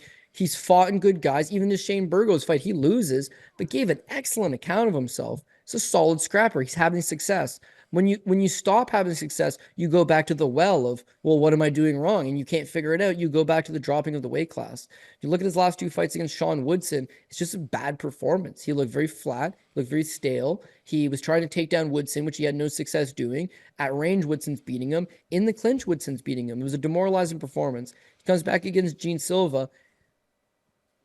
Silva just dog walked him. I mean, listen, Gene Silva might be a special talent. Like, he's one of these guys like Ilya Topuria, although not nearly on that level or not nearly as refined. At any point, if he hits you, you're dead. You have to fight a beautiful game plan because they have God-gifted power in each of their hands. they'll knock you out. But the way he fought him, he was dead petrified the whole time. He didn't want to engage him. He had no plan B. The wrestling wasn't an option. He got clipped a few times and he fell over. He had never been knocked out his entire pro career. And against Silva, uppercut, puts him on his ass in the second round, right? So now, again, you go to the drawing board. Well, I got out-muscled by Woodson, who's a big 45er. I got knocked out by Silva, who's a powerful 45er. I need to drop down to 135. When you drop down, it's like now he's not going to be the faster guy. Like, even though Victor Henry's in his late 30s now, he's probably going to have a bit of a speed advantage over Jourdain, who's usually the faster guy at 45. At bantamweight, I'm not 100% certain. His wrestling, offensively, not good enough. Certainly not good enough to take down Victor Henry, but a little part of me worries that Victor Henry might be able to take him down. Volume, meanwhile, Jourdain's always been known as a volume guy, but he's coming off his first KO loss. He hasn't really looked all that comfortable in a while, and he hasn't really put up big numbers in a fight since 2022, summer of 2022. So cutting down that extra amount of weight, zapping yourself, dehydrating yourself, getting on the scale, coming off first knockout loss. I don't think that I could just have faith that he's going to come in reinvigorated and have this great volume-based game plan and be able to take a punch better than he was taking it before and suddenly realize some success with his grappling. Like there's some red flags maybe. When you look at Victor Henry, it's like he doesn't wow you necessarily as much as he's been around a really long time, dude. He fought all the best Japanese guys over in Japan. He fought solid guys on the regional scene, like 3 or 4 UFC veterans before coming to the UFC. When he fights in the UFC, he landed 181 significant strikes against Raoni Barcelos. Beautiful performance over my boy Raoni. Before Raoni was all the way shot. Solid, dude. He was competitive against Rafael Assunção. Not bad. Win over Tony Gravely, he lands 154. His win over Ronnie Yaya, he lands 109 plus the 2 knockdowns. His wrestling is solid. His volume's solid. He's got decent power. He's been training with Josh Barnett for like 20 years. Like, he's a smart guy that's very well-rounded. Javid Basharat fight, he legit got kicked in the groin. I don't think anybody can say he quit in that spot. No. But the guy's got a whole career of being a warrior. I don't think he quit. And Javid Basharat's really not that bad. So the fact that he was being competitive with them and causing frustrations, small takeaway, I suppose. It's just another, like, there's a couple fights that we already talked about where it's like I do want to watch the weigh-ins, Caio Machado, because he's cutting 45 pounds. I obviously do want to watch the weigh-ins. This one's another one. I'm not entirely certain that Charles Jourdain makes it comfortably. I'm not entirely sure that he looks energetic on the scales. Victor Henry's one of these just like savvy veterans that's in there to teach you a lesson. I think he might be able to capitalize, and he's a short underdog price. So he's another guy that I think is going to be in a close fight, competitive fight, could be a split. I can see the Canadian judges giving it to Jourdain just because he's, a little more well-known here, a little more of a fan favorite here. The crowd's cheering when he lands versus the other side. And then they'll have like 2 of your regular judges and then like Jaron Vallel or like some like goofball from the Alberta Commission that is just there because it's an early prelims fight. So it's like he's not doing the main card, but he's doing this. This is like his one big one. And then everyone is going to be at the end like, who is this guy? This guy should never judge again.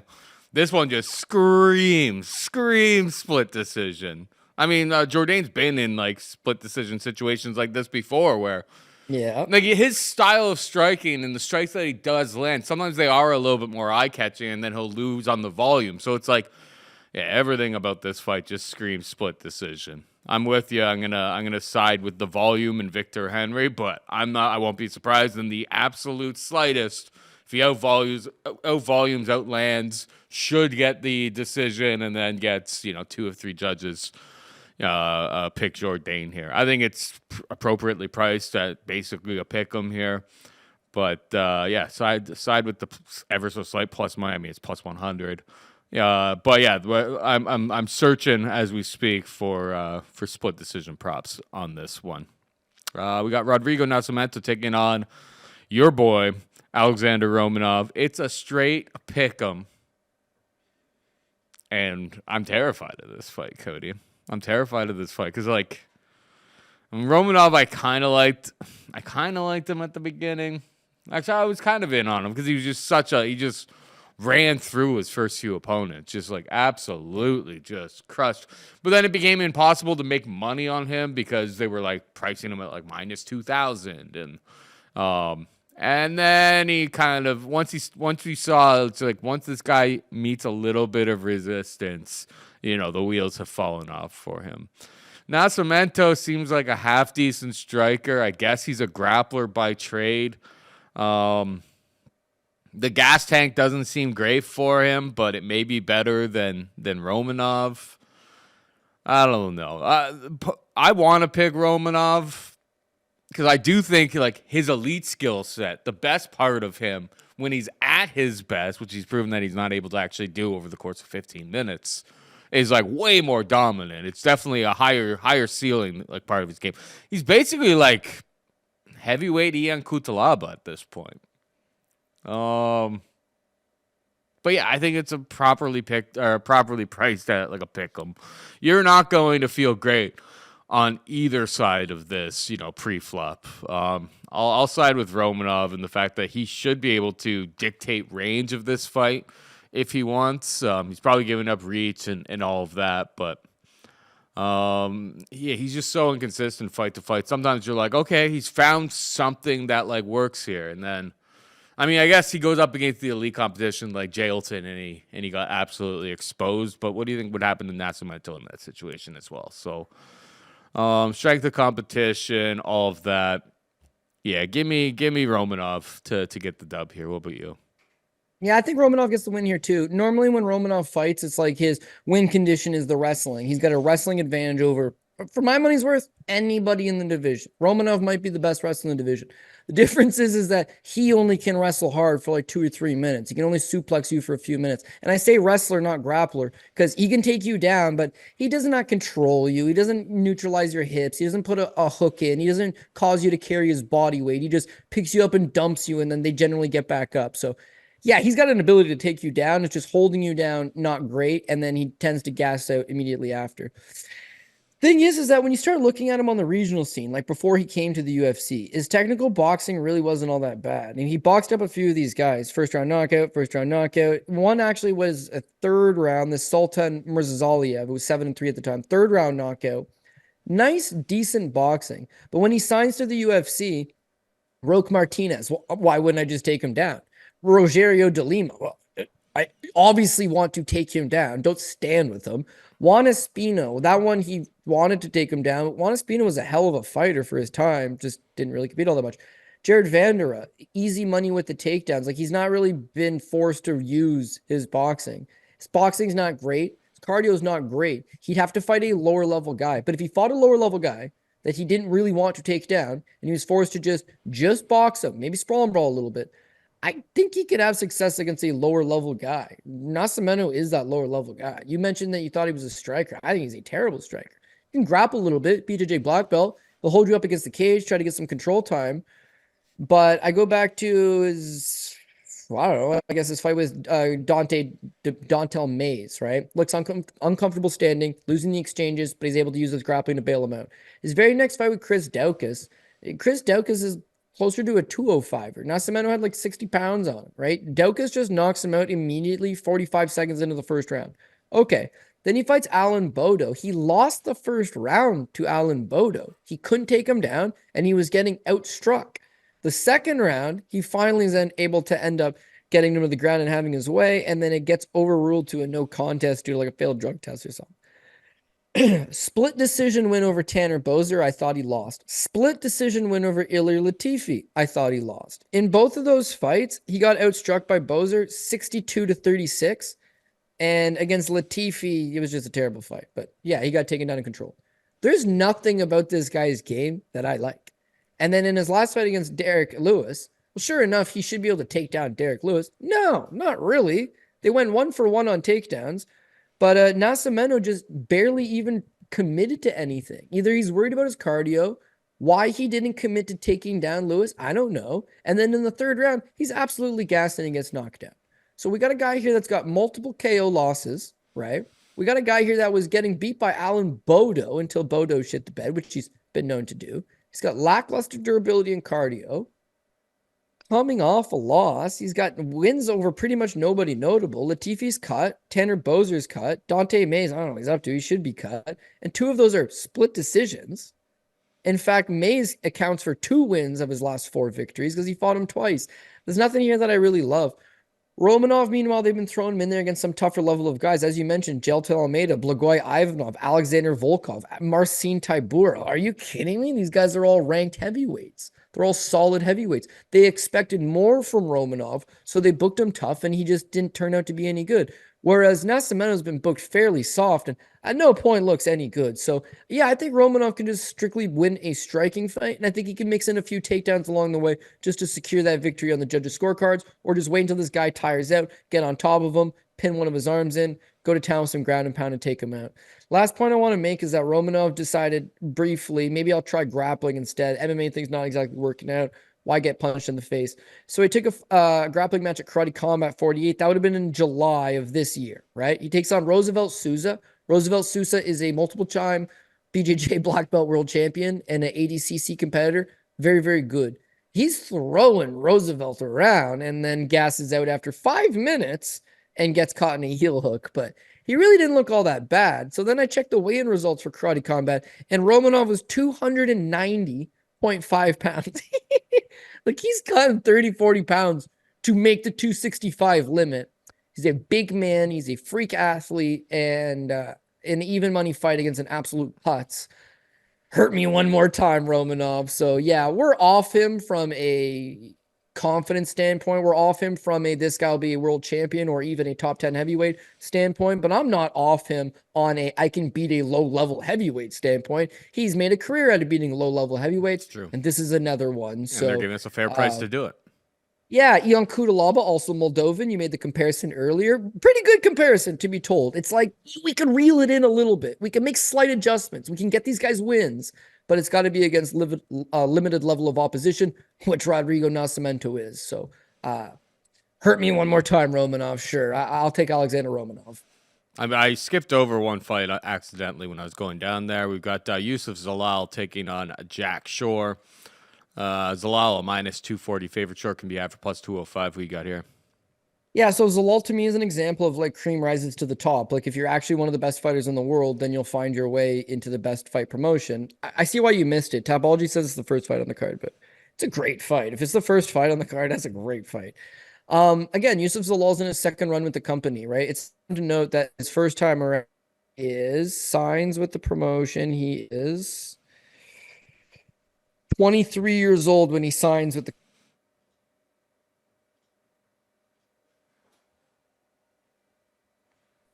Yeah, so like he was with the promotion for a few years. He'd beaten some DIs. It would look like he was building his way up, but then they give him Ilya Topuria, Sean Woodson, Damon Blackshear. They weren't exactly like the easiest fights going. So once they released him from the promotion, again, guys like Alexander Romanov, very, very talented, releasing him could be in his best interest.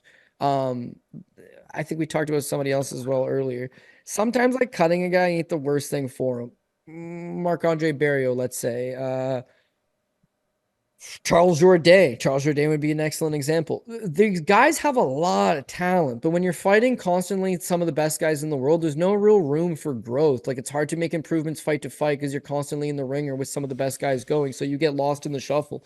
When I look at Yusuf Zalal, he's in his early 20s, had lots of skill, but he was going to get lost in the shuffle. Now all of a sudden you're 7-7 in the UFC after 5 years and your body's broken down. There's no sense to it. They released him. He went back to the regional scene. It was flawless victories. Keep in mind, this is a kid that, longtime training partner of Brendan Royval. His grappling is top notch. His scrambling skills are top notch. Very athletic, very speedy. His kickboxing, they call him the Moroccan Devil. He was known as a kickboxer. His base is kickboxing. He's got some spectacular flying knee knockouts. The guy's an excellent striker. Again, it's when he got to the UFC that striking might not cut it anymore. You're still only 23. You're 7 years removed from your prime. Like, they didn't do him any great justice. So I think now that you've seen this version of him come back to the UFC, he's just looked very, very, very good. On his time off, he won MMA fights. He fought in a one-night tournament where he won an MMA fight, a pro boxing match, and a pro kickboxing match, all in the same night at altitude in Colorado. Comes into the UFC against Billy Quarantillo, betting underdog of even money, apparently. Billy Quarantillo's never been submitted in his career. He's a BJJ black belt, and he is squirrely. Yeah, Zalal cut right through him.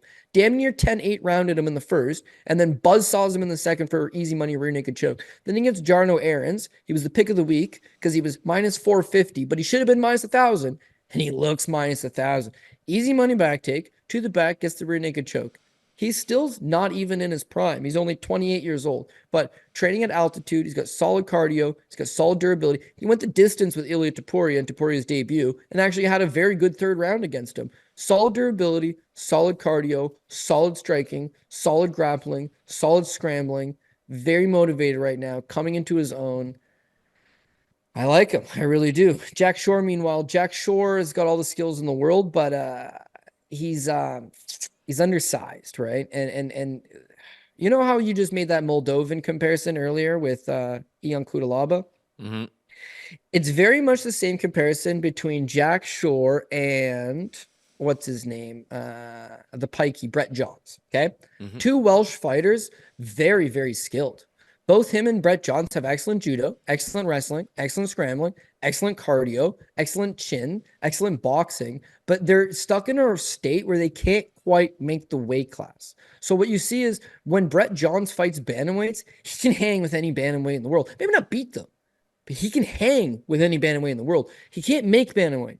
So the PFL says, well, do you want to try 45? And when you see him at 45, he's just so undersized that what makes him good no longer is working for him. Jack Shore's solid, but he relies heavily on his physicality. When he's able to, stuff these takedowns, land the bigger shots, back you up, mix in his own offensive wrestling into the game, he's a solid, very well-rounded fighter. It's when these bigger guys get a hold of him, he's got some issues. I didn't think he looked very good against Timur Valiev, so I shouldn't have bet him against Ricky Simón, but I did. And in the Ricky Simón fight, even though he was the favorite, he just unable to get any part of his game going. Looked uncomfortable, giving up takedowns, unable to get any type of momentum against Ricky, getting outstruck by Ricky. It was a bad fight, man. Bad fight.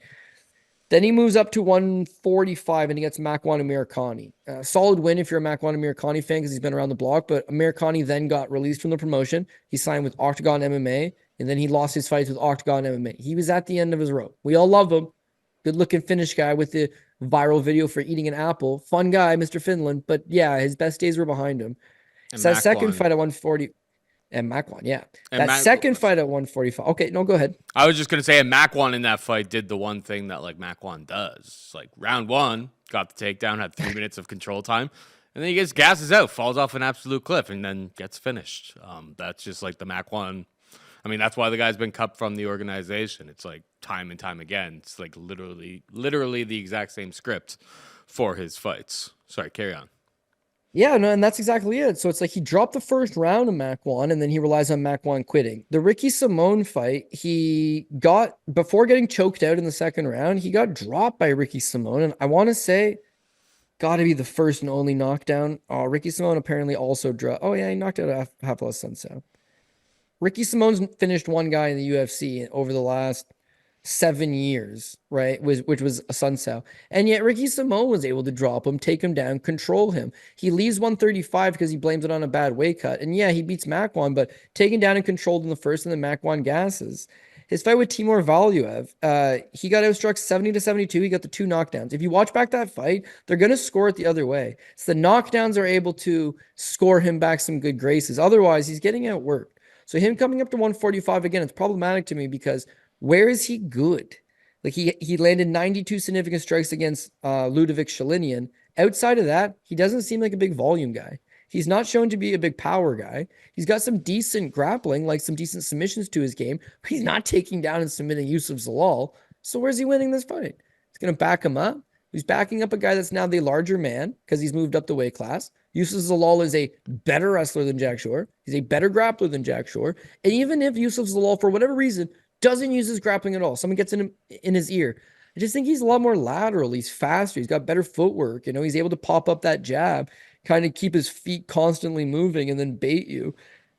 He's only got a 1-inch reach advantage, so it's not like there's going to be some crazy game to it. But when you look at Jack, it's technical boxing. Flat feet, boxer stance, trying to land punches. Not a whole lot of kicks, not a whole lot of, versatility to his game. But yeah, meat and potatoes, good technical boxing. Those flat-footed guys get eaten up by what Yusuf does, which is move constantly, move, dart in and out, hit you with the jab, move, throw the body kick, move, duck under. When you finally get frustrated, you finally step forward and you plant your feet, you try to unload on a power punch, perfect time to drop under and get the takedown. Yusuf's very fast. He ends up on your back more often than not. If Billy Q didn't have the defensive grappling to keep this guy off of his neck, I seriously don't think Jack Shore will. Jack Shore got subbed by Ricky Simone and dropped. That's got such a bad taste in my mouth because I was high up on him that night. And yeah, since then he moves up to 145 and he's looked out of it to me. So the Moroccan Devil to keep the winning ways going. And you're going to see this kid entering the rankings pretty soon. I think he's solid all the way around. Yeah, and I mean, the one thing I'll say is, like, a lot of people will probably talk about the Joe Anderson-Brito fight where there was, like, that, and it was a stupid stoppage, like the cut on his leg. Yeah, but he's getting his ass kicked the entire time prior. Exactly. I mean, a guy who doesn't have a history of getting, like, flash knockout type of finishes, or, like, outside of if their opponent's absolutely gassed and can't continue onwards. That's where, like, Jack Shore has been able to get the finishes, like he did against Makwan Amirkhani. It's like he was going to be down significantly 2 rounds, undeniably 2 rounds. Like, he needed a round 3 finish to try to salvage that. It was horrible how they stopped that fight, but, like, outside of an absolute miracle, you could see where this was going. When Jack Shore takes on opponents with more physicality than him, he struggles, and that's what we've kind of seen over and over, especially at featherweight here. And even Ricky Simone is just like, Ricky Simone, that fight was at bantamweight, but Simone was able to just be considerably more physical, stronger in those exchanges, and that's where he struggles. I think Yusuf Zalal has maybe not the same level of physicality as a Brito. He's way more technically sound than him as well, though. So, like, what he gives up maybe in, like, pure brute force, he more than makes up for in just a well-rounded skill set. Yeah, I like the rebirth of Zalal. I mean, he was a guy who got cut from the UFC, and you go back and look at, like, the lineup of opponents that he had, and you're like, okay, like, he was competitive in all of those fights, and just he wasn't quite ready. Seems like he's ready to roll at this point. You know, minus 240. Sure, against someone like proven like Jack Shore may seem a little bit stiff, but I like what I see from Zalal on his return. We got Siri City taking on Garrett Armfield. City, a minus 150 favorite. Armfield can be half plus 130. Your thoughts? Yeah, this is another one that I kind of got to separate my emotion from what my head's telling me here. Series City, he's been around a long time, man. I mean, this is a kid that I booked as an amateur. I helped him get some of his early fights, and then to see him go on to becoming a top-level regional show fighter, to eventually making it to the Contender Series. We backed him on the Contender Series as an underdog against Ramon Tavares, and he gets the win. It's good times. Then they run that fight back in the UFC. Wasn't quite the same result. And now, again, you just got to taper off your expectations sometimes. This is my takeaway from Series City. He's all action guy, right? I mean, he's going to be in your face. He's got excellent cardio. He's got solid enough durability that he can take a punch. You can sit him down. You can hurt him. But he's dead dog determined, man. He's going to keep getting up, and he's going to be keeping after you the entire time. He's got that will. He's got the desire, but he's just taken way too many shots, I think. He's not taking way too many shots. I think he's punchy. He's not taking too many shots. This is something that can't be corrected. But he's still a pretty young guy, and it doesn't really seem like he's moving his head. He's not getting off the center line, and he's constantly attacking. When you're constantly attacking, there's no room for defense, so you're going to be eating return fire. That, to me, is a bit of a problem. The first fight with Ramon Tavares, he's getting backed up. Ramon's beating him to the punches. The commentators are wowing about Ramon, and then he catches Ramon coming in with a quick shot. Ramon drops, City jumps on him, ref jumps in, everybody starts booing because Ramon pops back up and says, I'm fine, why'd you stop the fight? That's why they run it back as not an immediate rematch, but pretty well an immediate rematch. It was Dana, the matchmakers, and everybody said, well, we want to see that fight again. We don't think it was a definitive answer. So they run it right back in the UFC, him versus Ramon Tavares. That second time around, he had the volume. He's outworking him. He outlands Ramon Tavares In the second round, he lands him 39-24. In the third round, he lands him 23-16. The problem is in the first round, he gets dropped. In the second round, he gets like his nose broken. There's blood everywhere. And in the third round, even though he's coming forward, there's just a sense of the bigger shots are landing against him. That Orobai fight from last week against Rebecki, damn, what a good fight. Orobai 100% won the first round, if not for one small thing. Either was a head clash or a clean punch, but when your eye swells that shot, okay? When that happens to your face, there's no world where you won the round, right? I don't know how much you got to dominate a guy when your face takes that much facial damage. Siri seems to, because he's a dog, he's walking into a lot of punches. His face got seriously busted against Ramon Tavares. By the numbers, he got dropped in the first, but he outworked him in the second and the third. I thought Siri won the second and the third. The judges in Canada, they didn't agree. Should they have agreed? Didn't agree.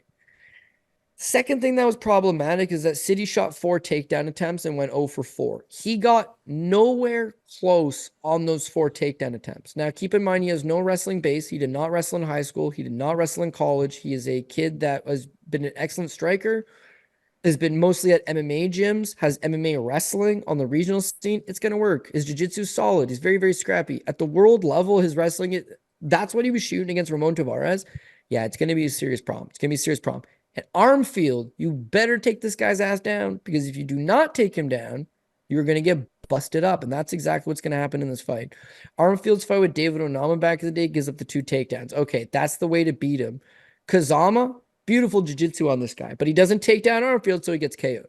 Brad Katona didn't shoot any takedowns the first 2 rounds. He allowed Armfield to just strike the first 2 rounds. Armfield blows his face off with the jab. Excellent performance. Outstrikes Brad Katona 105-64. His cardio looks solid. His power looks solid. He's training with an excellent team. He's very, very comfortable in there.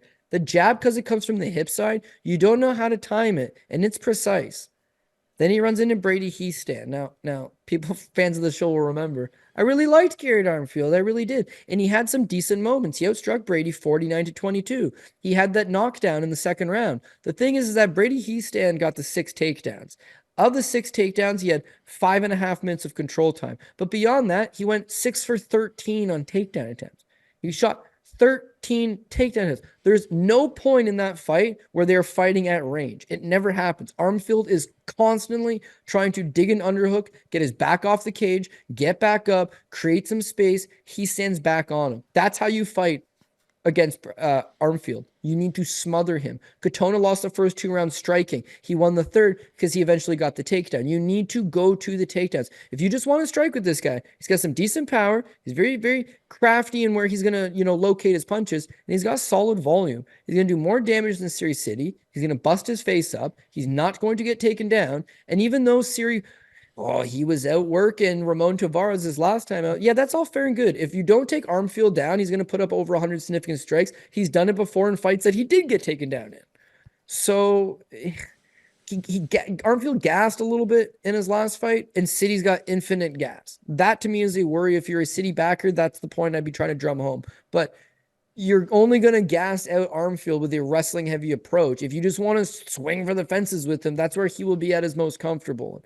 I think he pulls it off. Again, City fought the last time the UFC came to Canada in Toronto. They robbed him on a close split decision. I thought he won. The judges disagreed. This might be close. This might be competitive. The fans are going to be going wild because City's going to be covered in blood, and he's marching forward, and he's fighting his heart out, but the visuals are not necessarily that great. So, yeah, another close fight, but Armfield is the plus money, and I'm chasing a little plus money here. So it's no disrespect to any of my Canadian brethren. It's not disrespect across the board, but they went 2-7 the last time we were in Canada. I can't just rely on hometown cooking. I can't rely on they've given us favorable matchmaking. It's got to be who's got more tools in the tool bag. And again, for my money's worth, City is still young. He's still developing. He's got 10 pro fights, I believe.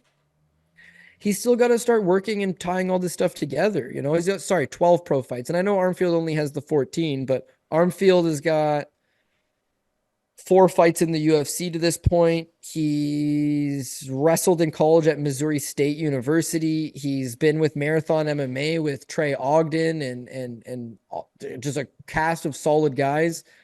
Miles Johns. Yeah, I really think that he's just going to be a little bit better right now. If you want to roll this thing back a few years from now, I think Siri will continue to improve. But again, he took like a 3 or 4 year gap to join the army. He was doing army cadets, then he was doing some training, then he came back to fighting. You'll see there's a gap between like the early portion of his career. Armfield wrestled during that time. He went to college for wrestling. You see him lose fights in the UFC because he's taking on superior wrestlers and grapplers, but this is a spot where he is the better wrestler. He is probably the better grappler. He's probably the better striker. He's got 4 fights in the UFC as opposed to 1. He's already fought in Canada when he beat Brad Katona, who's a much more established fighter than Siri City, and won the Ultimate Fighter twice. And you're going to give me underdog money on Garrett Armfield? Like, I hate it because I'm friends with Siri, but no, I gotta chase the money, baby. So I'm a coward. I'm not backing my own country. I get it. But I'm going to go with Garrett Armfield. It's not, it has nothing to do with the country or anything like that. It is what it is, man. Canada hasn't been creating world-class prospects for quite some time now. You're giving plus money on a guy who lost by decision to Ramon Tavares last time out. I will say the funny thing is, Armfield, like on his Instagram, Labor Day, so like 2 months ago, he posts this video like shout outs to all the laborers, yada yada yada, and he drives up in this, like, it's called a Wolverine X2, which is like, it's like a work, like a, it's like a, it's tough. Pickup truck or what? Oh, I'm just gonna no, Google it's something X3. for like riding in the field. It's like something for like riding in the field. I forgot the term for these things. Oh yeah. Right. But so he's like a gator. So he's obviously been drinking. It's like a gator. He's out there, obviously been drinking. His dog's like chasing this vehicle around the field, and he like does this little shout out. It's pretty hilarious. And then he peels straight through, and then like tries to make like a U-turn and keels over, and you see his arm, like he braces his fall in this vehicle with his arm. And then there's like 6 weeks in between that video and the next time you see him in a training scenario. So I don't know. Does he need money? Did he actually get injured? That would be my concern about like actually laying like real money on Garrett Armfield here. But yeah, the volume, the fact that I think it's going to be a close competitive kickboxing match between these two guys, and Armfield may even have a wrestling advantage for plus 130. He would definitely be the pick. I mean, I imagine if he wasn't healthy, he's not accepting this fight, but you never know with fighters. Just to clarify here, you mean to tell me that Garrett Armfield hurt his arm in a field? Like I sent you the video, bro, to your you watch for yourself. You watch for yourself. I just mean it's in his surname, Armfield. That yeah, you weren't picking up what I was putting down. That went over my head. I would have picked up on it if we were in the same room, but sometimes the old Zoom, staring at the walls, the dreary walls of a garage. Okay, well, multiple scenarios here. Multiple greasy scenarios are on the table. Thing number one, Paul said that he mentioned he was a laborer. Therefore, he's working a full-time job. Therefore, probably to a certain extent does need the money. And those side-by-sides, we call them gators, if depending on the make, they're called gator, but the side-by-side, yeah, they're like 30 grand, dude. So if he rolled that thing, he needs some money for a new one, he's fight. If you hurt his arm, but it didn't happen on the job site, the union's not going to have his back. He needs to get in there. Make some money. If that's the case, yeah, bad news, dude. Bad news. But all jokes aside, listen, you're gonna get your money's worth as a fight fan. It's gonna be a banger of a fight. Two guys that are gonna be standing up. It's just I gotta take the guy that's a little more polished, a little more proven at this stage. Yep. All right, we got Cody Gibson taking on Chad and Helliger, minus 190 for Gibson, and Helliger could be at plus 160. Your take? Yeah, I mean, you go to the bar, Boston Pizza on a Saturday night, you can see a Cody versus Chad fight pretty much every day of the week. But yeah, listen, Chad Ehlinger is a fan favorite here on the basis of he starts off his career so not awfully, fought some tough guys, I suppose, but he's effectively 2-6. Sorry, 2-5 to start his pro career. And then he hits this nice little win streak. By the time he got to the Contender Series, he was 36 years old. He was on a 7-fight winning streak. Dana was very clear that I wouldn't sign this guy under normal circumstances, but he beat Nguyen Gafarov, and he was a plus 340 underdog. And he was in his mid 30s, and he had this great story of a guy that was 2-5 now on the Contender Series. So Dana signs him, not because the fight was great, but because he was a little bit older. He had a great story, and he was a near 4-1 underdog, and he went out there and sprung the upset. Since then, I mean, it's a mixed bag of results. These lower end guys, Jesse Strader cut. Sean Bellows Gregoriou literally just got cut yesterday, 0-2 start in the UFC. Yeah, he can give them that veteran type performance. I mean, he's got solid cardio. He's got BJJ black belt. He's somebody that's going to move forward, try to mix it up. The thing is that what made him, nothing ever made him great, I suppose. What made him good and on his little win streak is the high confidence. And this guy is just a workhorse, man. Like, he don't mind getting dirty in training camps. He will go 100%. He runs road. He shows up in excellent shape. He shows up in his fights in excellent shape. He pushes one hell of a pace on you, and he will find a way to break you down. You probably don't want it as much as he does. And if you don't have the skill to bail your ass out, his will eventually crack through. But again, he's now 37 years old. His birthday is December 1st. So he's like a month and a half shy of his 37th birthday. At this weight class, 135 pounds, little iffy. He's fought as 125 pounds in his career. When you see Cody Gibson, he's the biggest 35er on the roster. That's a lie. He's one of the biggest 35ers on the roster. He's huge. Chad used to fight at 125. No doubt he'll be faster, but again, he's 37 years old now. And when I mentioned that he used to run road a lot and get ready for these fight camps, his knees are starting to get banged up. He's had meniscus issues. He's had overall just issues with his knees. He's had some banged up injuries. He's not fighting all that often, but when he does fight, he puts on a show. His losses are Jose Johnson and Alatang Haili. So again, he beats guys that are no longer on the roster. He loses to guys that are clinging on to a roster position.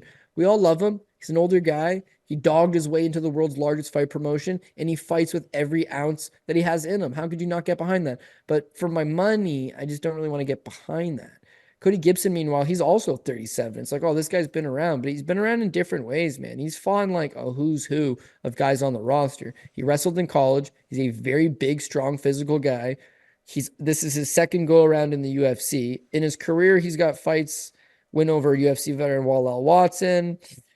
He's got a win over Andrew Whitney, which is Tisha Torres' last boyfriend before she switched to the other team. Johnny Bedford, UFC veteran. He fought Aljamain Sterling. He fought Manny Gamburian. He fought Douglas D'Andrade. He beat Kyle Boom Reyes. It might not sound like much to people. Beats John Dodson. Beats Luis Sanudakis. Fought Ray Borg to a competitive decision. Goes on the Ultimate Fighter, even though he's a UFC veteran. Pops on the tough. Wins a couple fights there. Like, again, it's just like he's been around the block like 10 times over. And whereas Chad's been, that's how he's been winning, a veteran working performance, you know? He's a little savvier than his opponent. He wants a little bit more. In this fight with Gibson, it's like he is giving up the experience. He's giving up the striking. He's giving up the wrestling. His way to beat Cody Gibson would be to tire out Cody by just constantly working him and making him carry his weight. But when you see them in there, I'm going to bring up the exact numbers because I don't think it'll show much on paper. Gibson's 5'10" with a 71-inch reach. Chad's 5'6" with a 64-inch reach. Okay. Mm-hmm. So Cody's got a 7-inch reach advantage, and Cody's he's a furthermore wrestler. Cody's 4 inches tall. He's twice his size. Yeah. Now all of the same stuff I talked about last week with Orlabai over what's his Rebecca, and it didn't work now, did it? Something like that, I guess, could happen. But honestly, yeah, I got to go with the bigger guy, more experience, better striker, better wrestling, fought her at a higher level. And people were saying last fight, they thought Cody Gibson was a little bit like done, like shot. He smoked through Brian Kelleher and retired him. The losses before that, Miles John by decision, right? And it was a competitive fight. Miles John's really not that bad. And then Brad Katona, he outstruck him, outlanded him, I should say, 164 to 160. He landed 164 significant strikes in the tough finale against this guy. Didn't get the win, a really good fight. Then he loses to Miles John, who's a fringe 15 contender. And then he smokes Brian Kelleher out of there. So, like, yeah, he's still got a little more to give. And Chad probably does too, but they're meeting at the right point in both of their careers where they're not shot, they're not vanished. It'd be a good competitive fight, but I got to go with the bigger guy, Cody Gibson. Yep, no disagreement here. And finally, we got Jamey-Lyn Horth taking on Ivana Petrovic. Horth, a minus 220 favorite. Petrovic can be half a plus 185. Do you think Horth gets the bounce back here? Yeah, I think so. So maybe it's like a bit of a mark play on my hand, but Jamey-Lyn Horth is a beast. I mean, a beast. And she's been fighting for like 8 years, but another one of these fighters that when you're a female 135 or she'll fight whatever, 25, 35, 45. There's just nobody around and nobody really wants to fight her. But she fought Lupita Godinez twice as an amateur and beat her both times. She's solid. Turns pro, and a win over Corinne Laframboise doesn't look bad. A win over Jade Masson Wong, who's Marc-Andre Barriault's ex-girlfriend and also a BKFC fighter, really not that bad. But you can see it's like in 2018, she fought twice. 2019, she fought once. 2020, she fights once. 2021, she fights once. 2022, did not fight. 2023, she signs to the UFC and they were able to get her 2 fights. She's so talented, but you just haven't seen it.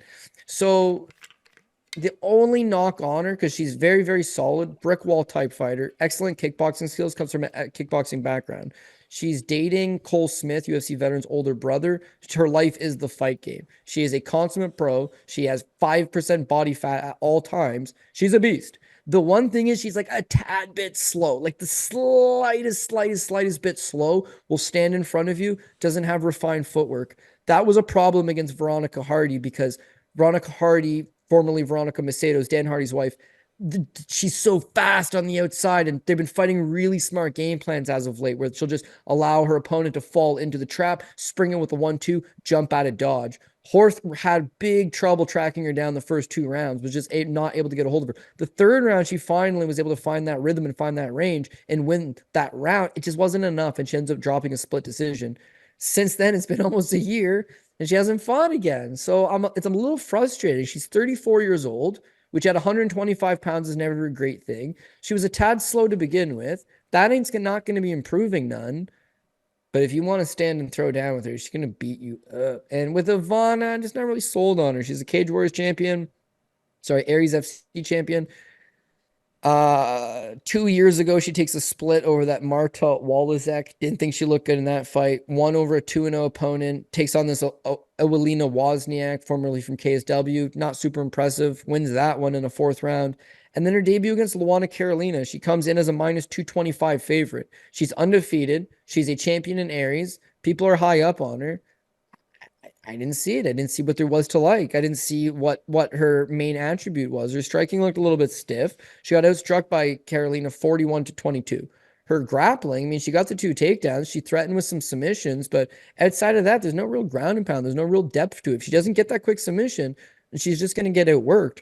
Her fight with Na Liang, again, I back her again, but Na Liang was pretty competitive in the 1st round until Ivana finally started to slow her down, fatigue her, and she caught that 3rd round submission. To me, she seems live or die by this wrestling and this takedown. She need to get this fight to the ground and utilize her submission game. Haley Cowan got down Horth twice.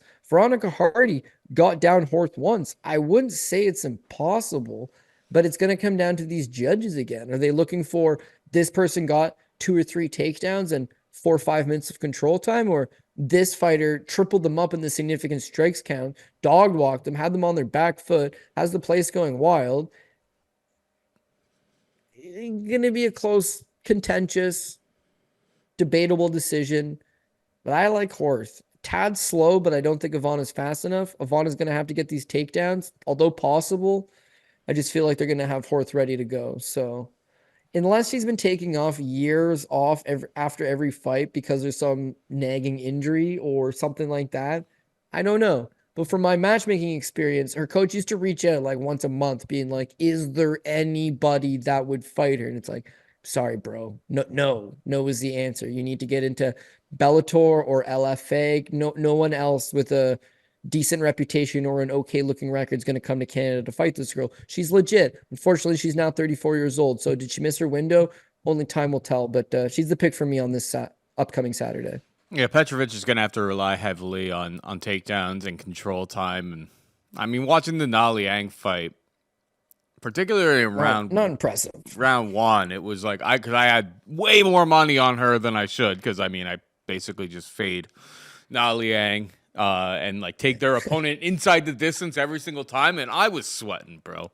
I'm like, this is the UFC giving you a layup. You're a good-looking girl from a country that that maybe we want to like grow a bit of a fan base in. I mean, she's Norwegian, but I believe she trains in like Croatia or something. I'm not entirely sure, but I know she is like actually. No, so she trains in Norway. She's obviously got like, Croatian roots with that last name. Petrovic, yeah, no, she's 100% Croatian, but Yeah. unless you're a heavyweight male, it doesn't seem like Croatia is the best place to base a camp out of. Like Krokop did it. That dude that fought Ian Kudalaba, he's not half bad. Been some good heavyweights from Croatia. Our basketball team's okay, but like, yeah, anything else you need to hit the road. She's training in Norway, where I believe MMA is still illegal, so they can't even have a card there. But I don't know why she's up there training.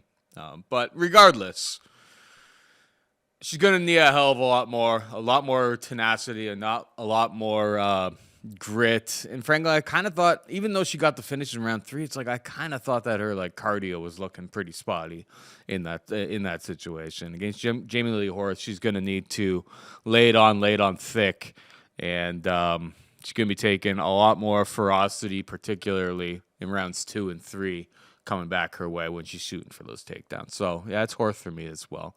All right, buddy, we're just about out of time. But before we go, hit him with the PRP. 14 fights, baby. If you're going to do it, this would be a great week to do it. We're going to go with Brandon Moreno. Rose Namajunas is dog number 1. Derrick Lewis is dog number 2.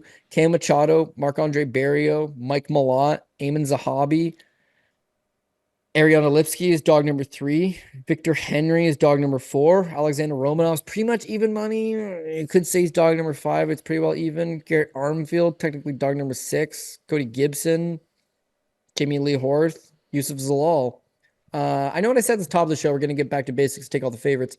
Yeah, it doesn't work out that way sometimes, right? You got to go with what you feel. And part of it's like, am I chasing this guy because he's plus money? And part of it's if they fought 10 times. But unfortunately, you only get one go at it. How are these guys going to make out that one time that they fight? So hopefully you're on the good side of it. Again, normally we love chasing these. Take the guys that are OV and EV in Russia. Why didn't I not do that on that Saudi card, Paul? Paul, you're here to talk sense into me. Why did we not just take all the OVs and EVs in Saudi Arabia? And if you were going to go to Germany, you're probably going to take the local German guys, but Canadians winning in Canada has usually been bad. It's not like Brazilians in Brazil or Mexicans in Mexico. We not had a great kick at things in our own country. So yeah, they try to give them winnable fights up here, but the problem is we're not any good. Well, that's the problem. And again, George is the greatest of all time. And Carlos Newton won a welterweight title. And Rory McDonald was a title challenger, ranked as high as number 2 and 3 at one point. And all 3 of those guys are 170 pounds, right? If I was to say, who's the greatest Canadian heavyweight of all time? Well, it would be Tanner Boser by de facto of he's the only Canadian heavyweight. Tim Hag, back in the day, he was a badass. He never broke into the top 25 of the heavyweight division. Gary Goodridge, he fought back in 1998, 1999. And the fact that Gary's name still comes up as a top 3 Canadian heavyweight of all time. And he fought in the late 90s, early 2000s. Tells you everything you need to know. Who's the best light heavyweight out of Canada of all time? Probably Tanner Boser again, because at least he fought there as well. Misha Churkinov, no, he's actually born in Latvia. And if he's our second best light heavyweight of all time, I don't know what to tell you. Middleweight, Elias Theodorou was ranked number 15 right before he fell out of the ranks. That's as high as he got ranked. 14, 15, held it for like a week or 2. That's a ranked middleweight in Canada. We haven't had one of those since David Loiseau fought Rich Franklin back in the early 2000s. We just have never really produced great fighters. Good fighters, but never great fighters. This card is all of our best guys, okay? Jamey-Lyn is coming off a loss. She's unranked. Chad Andeledger is 37 years old, 1 and 2 in his last 3 fights. He's not ranked. Series City's 0-1 in the UFC. He's not ranked. Charles Jourdain's leaving the featherweight division after a 1-4 run in his last 5 fights. He is not ranked. Jasmine, total badass. Yeah, and you're that's fading about her. it. and I'm fading her. And see, I always tell this to people. People will say, oh, and this is no disrespect to anybody. Please don't take it like this. But people will always say like, oh, well, the women, Canadian women are a lot better than the Canadian men. The Canadian men fight in the toughest divisions in the world. The Canadian women fight in a division where there's only 10 or 15 girls on the entire roster. So you win one fight, you're ranked. You win 2 fights, you're in title contention. You win 3 fights, forget about it. So yeah, Jasmine's a badass, but she beat Priscilla Cachoeira 2 fights ago and then beat a undersized Fatima Klein who took the fight on 4 days' notice. And she is by far our highest ranked girl. She's by far our highest ranked pound for pound. Yeah. She fights in the women's 125. 115, not bad. 135, not bad. 125 is awful. I digress. Mike Malott, badass, coming off a loss, not ranked. Marc-Andre Barriault, coming off a couple losses, not ranked. Not one single person other than Jazz on this card's ranked. It's not to say Canadians are bad fighters. It's just in the international pool, you need to get fights that are good fights, They're trying to give us some good fights here. Barriault versus Stoltzfus, Giles versus Mike Malott. Trying to build us back up. Because if you just let these markets die out and there's no good Chinese fighter winning, there's no good Canadian fighter winning, well, then those markets don't tune in to watch as much. You got to build these guys back up. But I'll admit, it's been tough. It's been tough sledding the last couple of years. And that's why I'm so devoted to amateur MMA in Canada right now, is that you got to rehaul the whole system, man.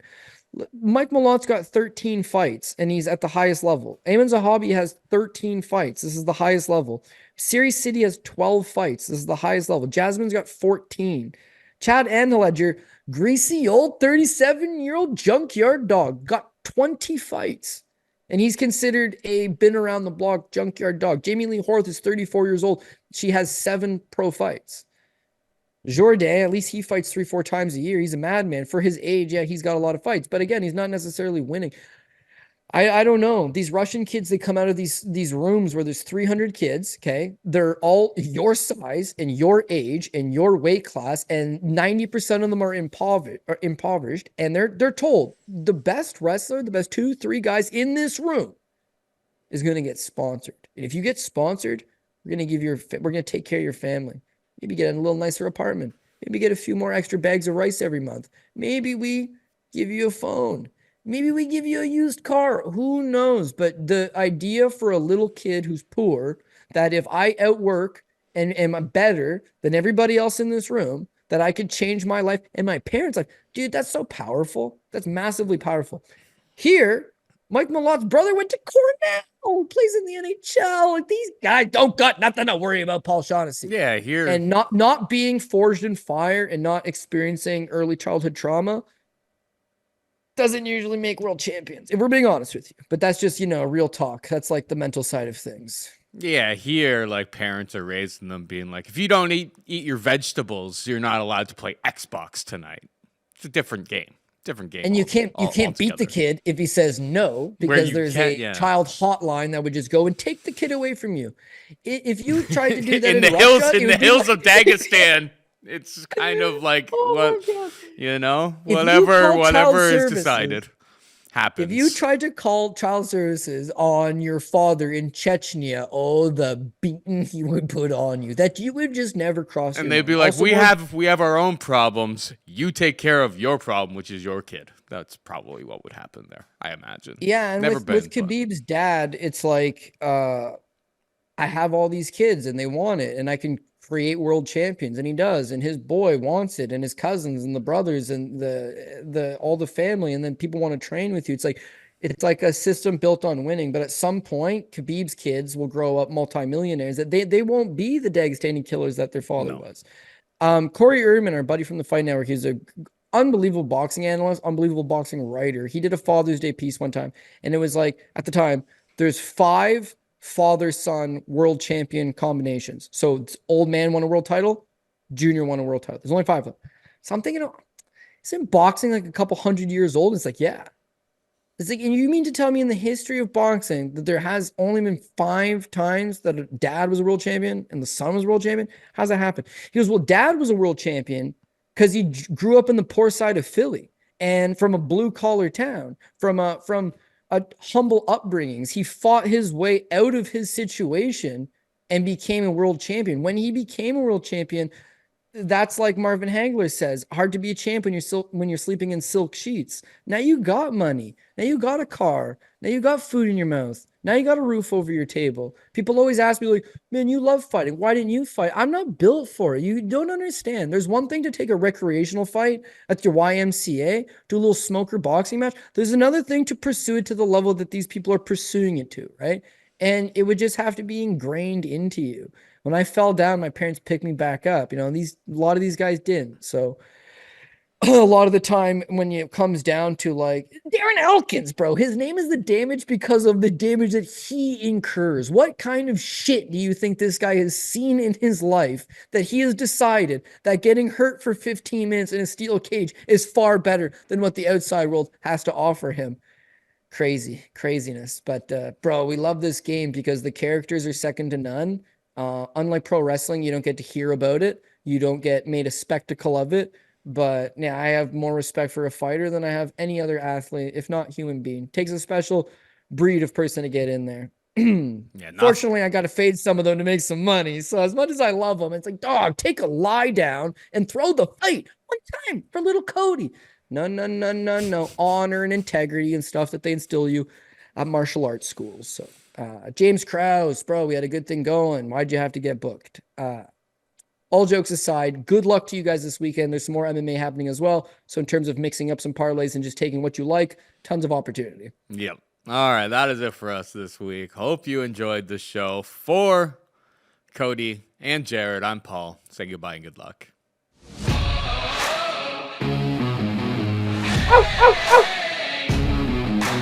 Oh.